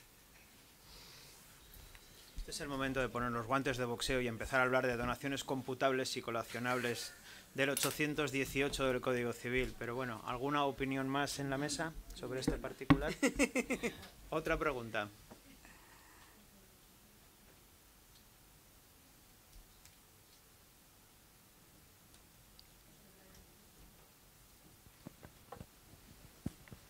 Hola, buenas tardes. En primer lugar, muchas gracias, como todos por las ponencias, que la verdad es que me están gustando mucho y me parecen de muy buena calidad. Mi pregunta no sé a cuál de todos va dirigida, pero yo por lo menos me he encontrado en varios procedimientos judiciales con el siguiente problema, lo que estaba diciendo la ponente catedrática de Derecho Civil, y es que la mayor parte de las discapacidades no tienen una resolución judicial, no tienen una sentencia, son guardadores de hecho. Y nos encontramos con que existen procedimientos judiciales iniciados supuestamente por las personas que están plenamente capacitadas, porque las sentencias del Tribunal Supremo van en la línea de, en tanto en cuanto no tenga una sentencia que declare que es discapacitado, está plenamente capacitado. Tenemos como apoyo dentro de la ley procesal los apoderamientos a pudacta electrónicos, lo que está eliminando la posibilidad de la comprobación de la capacidad del consentimiento por parte de notarios o por parte de fedatarios públicos, como son los letrados de la Administración de Justicia. Y finalmente, cuando nosotros a mitad de procedimiento, lo digo porque además me acaba de ocurrir y ver qué solución o qué es lo que me quieren o me pueden aportar en esta materia, cuando nos encontramos a mitad de procedimiento judicial y se pide el interrogatorio y por parte del juzgador se admite, se nos está presentando un certificado que nos dice que tiene un trastorno neurodegenerativo, grado no sé qué, es decir, tiene un Alzheimer, es decir, una discapacidad, pero no hay sentencia que decrete la discapacidad, no hay guardador de hecho, y el juez dice, pues no admito el tema del interrogatorio, pero además es que en tanto en cuanto no haya una sentencia que determine la discapacidad, está plenamente capaz. Yo he discutido esto, lo estoy discutiendo esto además en los tribunales en estos momentos, diciendo no es posible, es decir, si hubiera habido un control pues por un fedatario público o por un letrado, o si usted, como he dicho a un juez, si usted me dice que tiene plena capacidad, entonces puede firmar una escritura notarial de compraventa. Y sin embargo, esto no lo admitirían porque no hay consentimiento. Me gustaría saber cómo resuelve la mesa con sus ponencias y con todo este tema de la ley de discapacidad, esa amalgama además que tenemos de resoluciones judiciales que unos dicen una cosa y otros dicen otra, ¿no? Entonces, en procedimientos sobre todo, como el que yo en estos momentos del que estoy hablando, la interposición del mismo tiene plazo de caducidad, supondría que la falta de capacidad sería determinante para el archivo de las actuaciones, o que incluso podría seguir pues porque no es necesario, porque no tiene una discapacidad reconocida judicialmente. ¿Cómo me lo puede resolver la mesa? U otras ideas al respecto. Muchas gracias. Sí, yo, con permiso de Patricio, que ahora nos contará su experiencia también, pues claro, es el problema que tenemos todos los días. En fin, si una persona está incapacitada judicialmente, normalmente nadie le lleva al notario. El problema son una persona con un diagnóstico, vamos, que puede tener incluso un diagnóstico de Alzheimer o un inicio o tal, o no sé qué, y entonces pues viene y hace un poder de administración o disposición, o hace una venta, o hace lo que sea, o pretende hacerlo, vamos. Y vienen a la notaría y entonces pues el notario, que ni es médico, ni forense, ni es juez, ni en 10 minutos tiene que decidir si eso vale o no vale. Y lo que suele ocurrir además es que normalmente si el notario ha dicho que le ve capaz, pues es difícil, no imposible, ni siquiera con responsabilidad del notario. El notario puede decir que le ve capaz y le engañaron, pues porque no, evidentemente si traen un diagnóstico de Alzheimer o de lo que sea, o un trastorno bipolar, entonces, pues bueno, la persona que le acompaña no te lo van a contar si quieres que firmen. Entonces, pues ante personas mayores, ante personas que están en un hospital, ante las dudas, pues tendremos que tomar nuestras propias medidas para asegurarnos de esa capacidad. Pues bueno, pues ¿qué medidas son? Pues que comparezcan 2 testigos que afirmen junto con él que le ven capaz, que pedir un certificado médico de que está capacitado para realizar ese acto. A los médicos no les gusta nada firmar estas cosas, y al final pues tirarnos a la piscina o no tirarnos y decir, esta persona pues no la veo capaz, y con lo cual incluso lo que puede ocurrir es que se vayan a otro notario, porque como es libre, a ver por dónde cuela. Esta es la situación, digamos, el panorama. No, me sorprende muchísimo la noticia de que los apoderamientos a acta electrónicos no necesiten la comparecencia. Me parece una barbaridad.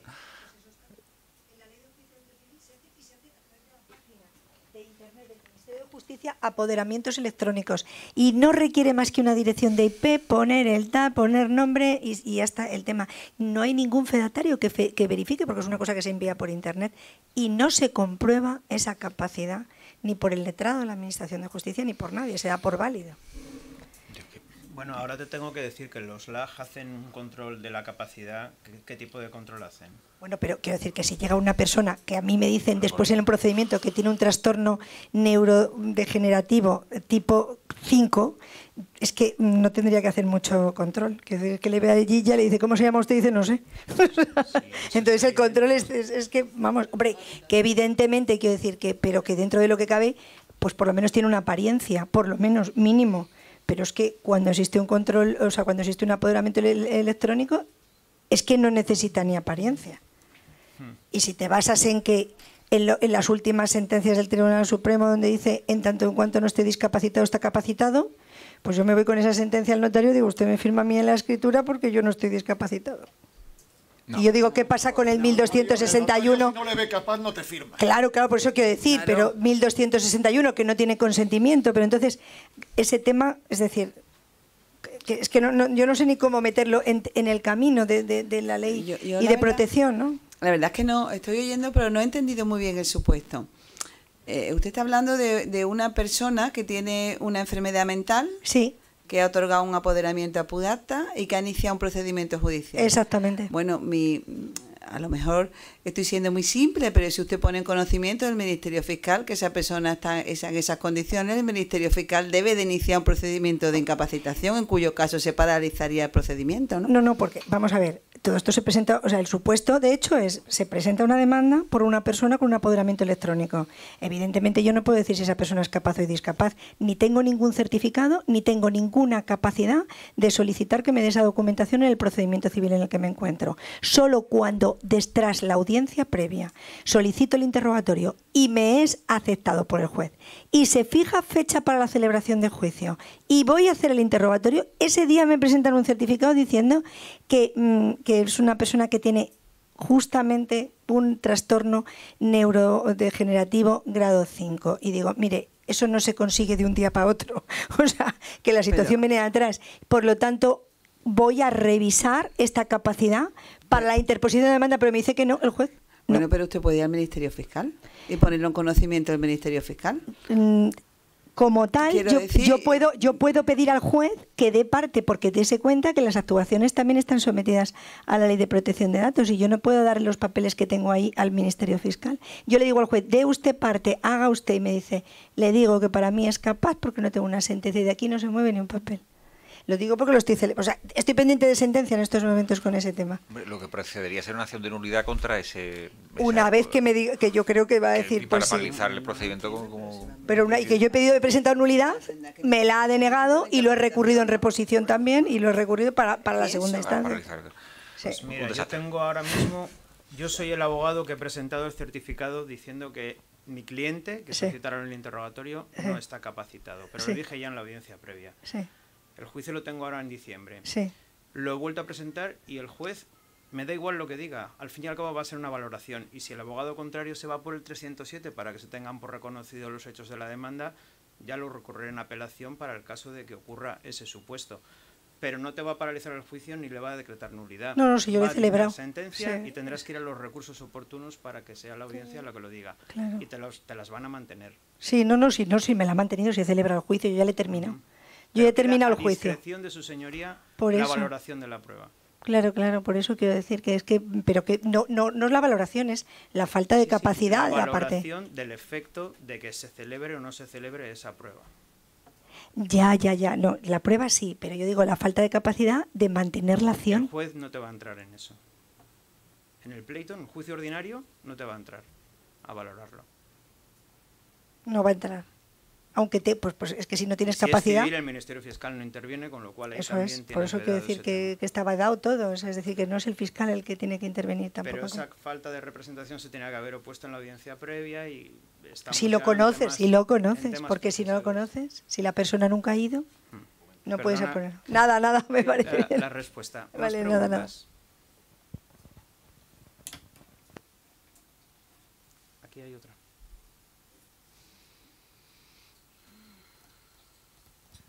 Pues yo es que escuchando este debate o este diálogo que ha sido súper interesante, para mí muy interesante, y aprovecho para agradecer todo lo que estoy aprendiendo, como ha dicho aquí el compañero. Yo tengo un caso que es evidente, la capacidad o la falta de capacidad, que es una persona con síndrome de Down, en una situación incapacitada judicialmente y en otra situación no se ha hecho ningún trámite de ningún tipo. Escolarizadas en instituto público, mayores de edad las dos, en donde a la que está incapacitada judicialmente se le niega a los padres la información porque su hijo es mayor de edad, y a la que está sin haber hecho ningún trámite se exige la firma del padre para realizar cualquier tipo de actividad. Administración pública.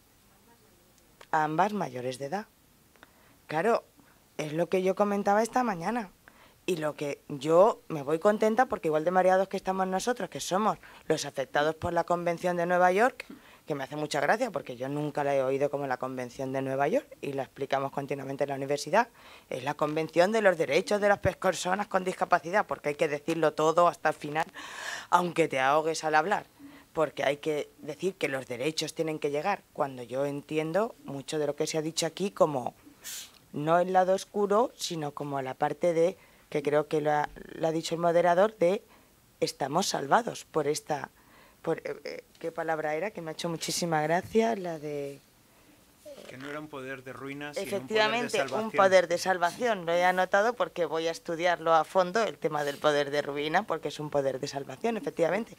Porque tú lo ves. Llamamos poder de ruina porque yo además en broma siempre le digo, bueno, usted sabe a la gente cuando viene a firmarlo, usted sabe cómo lo llamamos nosotros, le llamamos poder de ruina porque su hijo ahora o al apoderado puede coger y sacarle el dinero del banco y venderle en la casa y dejarle en la calle. Y dice, pero no efectivamente, se preocupe, que yo me fío. Pero ese poder de ruina es el que estamos haciendo. Ahora voy a leer las 5 páginas del poder. Estamos haciéndolo muchos guardadores de hecho. Es lo que estamos haciendo en muchas ocasiones. Entonces, en estos casos, la terminología, el uso de las palabras, claro, cuando uno está en tema judicial, en tema de pleitos, de tal, pues tenéis un primer pleito, segundo pleito, tercer... claro, cuando estamos en un instituto, cuando estamos en... No, tenemos la aplicación de la norma entendida desde dónde, desde la interpretación de la misma. Es una demagogia absoluta en tema pedagógico, en este caso a nivel. ¿Qué se hace? ¿Cómo utilizas esa convención ratificada por España y además en estos momentos, justo en la Comunidad Valenciana, la normativa de educación aplicando la convención? Es que tiene aguas por un montón de sitios, vamos, puntos débiles por donde los haya, pero es tremendo. Ya no sabemos quién es que nos hacen imposible saber hacia dónde caminar y cómo caminar. Bueno, si me perdonas, yo voy a dar mi experiencia personal como padre y como notario. Antes comentaba que tenía un chico con funcionamiento intelectual ligero. También llevamos una asociación de chicos de estas características. Los síndromes de Down son bastante asimilables, en cierta manera. Bueno, no es cierto, ya lo sé, no es cierto, ya lo sé. No es cierto del todo. Bueno, perdóname, no es cierto del todo. Algunos sí y otros no. Precisamente... 46 cromosomas, alguno a lo mejor cambia. Bueno, bueno, déjame un momento y, en fin, en los casos de los... Por ejemplo, te voy a poner un ejemplo. El Levante, ya que el Levante Unión Deportiva, ya que vamos a hacer... Yo soy levantinista y vamos a hacer un poco de propaganda, pues tiene un equipo que ha sido pionero, en el cual juegan chicos de estas características. Juega mi hijo y juegan chicos con síndrome de Down y juegan tal. Entonces, los chicos con síndrome de Down, efectivamente, o estos otros, de funcionamiento intelectual ligero, muchos están incapacitados, bueno, algunos están incapacitados judicialmente, la mayoría, los síndromes de Down a lo mejor, pues depende, los de funcionamiento intelectual ligero no lo están, y además yo no lo aconsejo, hasta donde sé, porque son gente que normalmente, o sea, y antes lo comentaba también respecto de mis hijos, el que menos tengo miedo que me haga una tontería o una barbaridad, precisamente es este, que es maravilloso. Los tres son maravillosos, pero el que menos tengo miedo que me haga una barbaridad es este. Entonces, ¿cómo se resuelve el tema del guardador de hecho? Pues, como tiene plena capacidad, va y le firma a su papá y a su mamá un poder de ruina.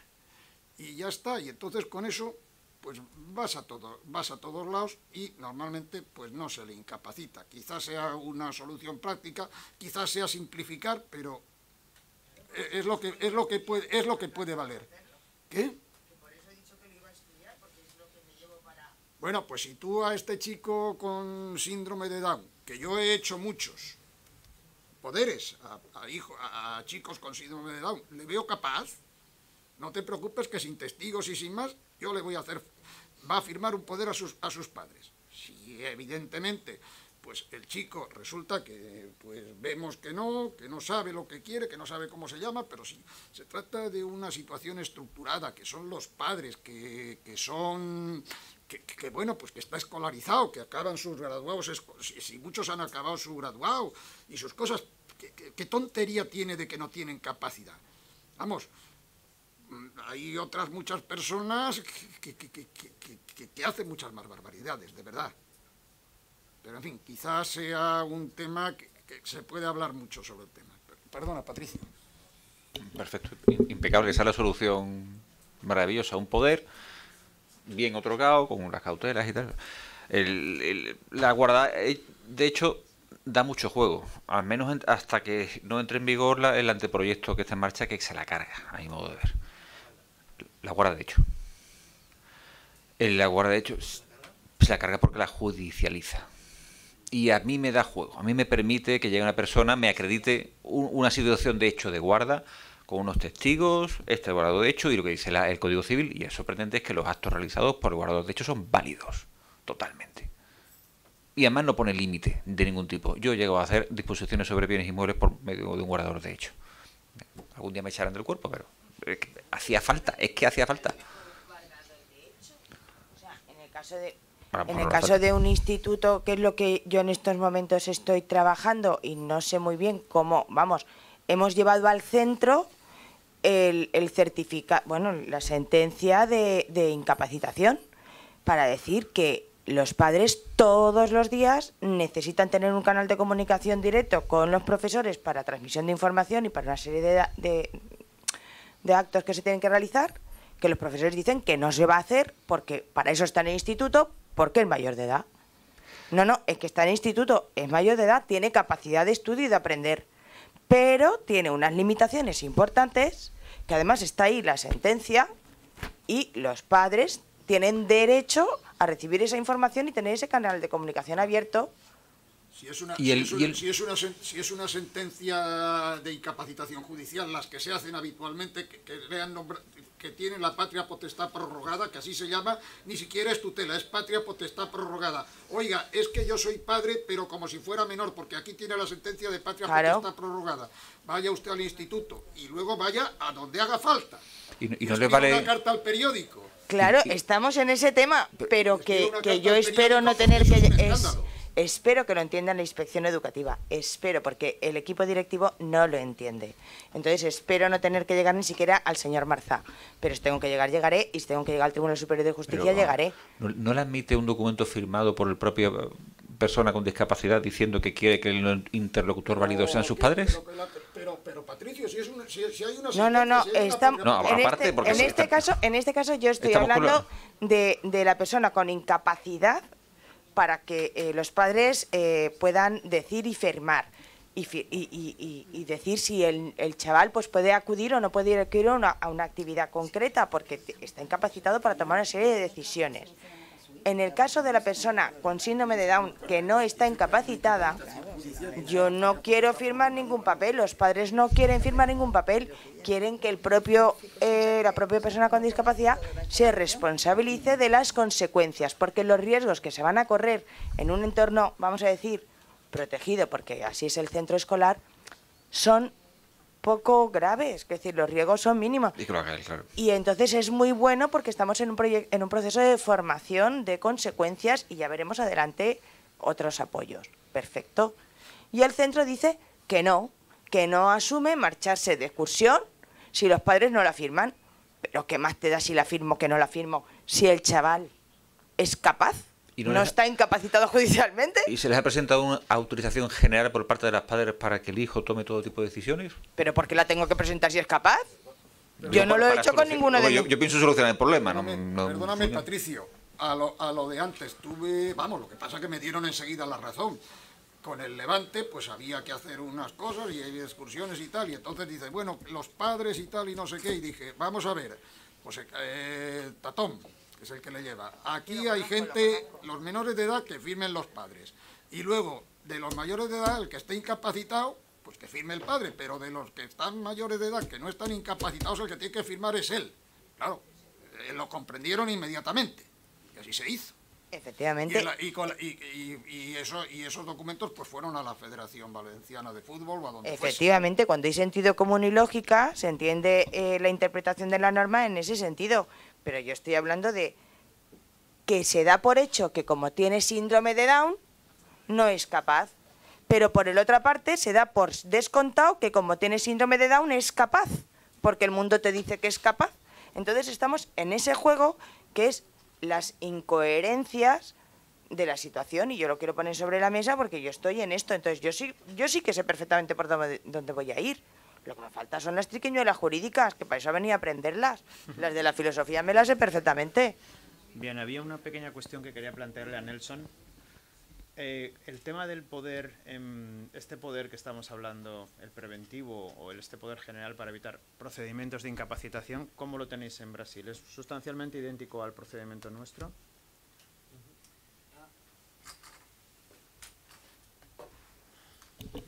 Déjame antes aclarar una cuestión del profesor Carlos Martínez. La primera cuestión de la distinción de capacidad jurídica y capacidad de ejercicio. No sé si la respuesta en España es la misma que fue dada en Brasil. Porque cuando se habla de distinción, diferencia de capacidad jurídica, capacidad de gozo y capacidad de ejercicio, que correctamente es la capacidad dinámica, en Brasil la doctrina creó 3 posicionamientos. 2 que son extremados. El primero, que de acuerdo con la Convención de Nueva York, sí, la convención es incompatible con cualquier forma de tutela o curatela. No hay más cualquier tipo de modulación de capacidad. Esta es una posición extremada. Que piensa que los adeptos de esta posición creen que capacidad jurídica y capacidad de ejercicio es la misma cosa.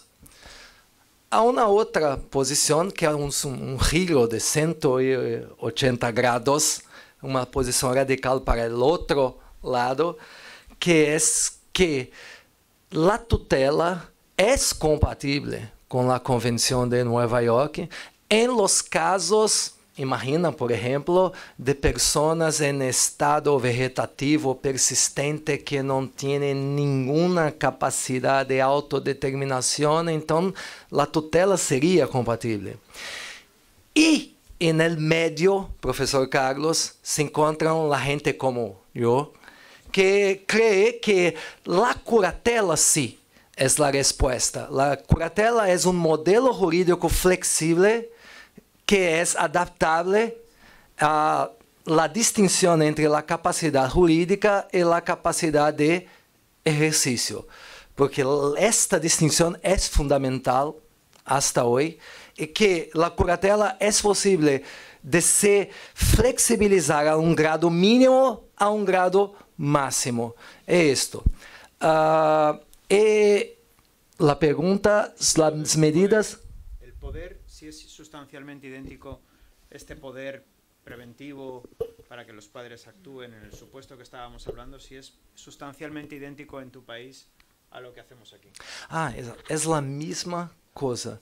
Y que cuando se hablan de poderes preventivos en Brasil, la sugerencia, vuelto una vez más a la pregunta del profesor Carlos Martínez, la guarda de hecho, sí, tenemos que tener cuidado con el lado oscuro de la guarda de hecho, con las importaciones jurídicas de países como España y otros países, pero en Brasil, Iñaki, tenemos una distinción que es fundamental. No es un país pobre, pero es un país con una desigualdad de renta brutal. Entonces, las personas más pobres en Brasil no tienen acceso a curatela, ni tampoco a toma de decisión apoyada, que son procedimientos dispendiosos, procedimientos que exigen un abogado, un trámite judicial custoso, burocrático. Entonces, la realidad en Brasil es la guarda de hecho. Ocurre que el guardador solo puede hacer cuidados ordinarios, alimentación, medicación, no puede hacer nada más. Una medida perante un notario no es posible. Una petición judicial no es posible. Abrir una cuenta bancaria, imposible. Entonces, o que se quiere hoy es crear un estatuto mínimo de la guarda de hecho para que el guardador tenga una movilidad mínima para proteger y promover los derechos fundamentales de esta persona. ¿Alguna otra cuestión? Pues muchísimas gracias por su asistencia y damos gracias a todos los ponentes.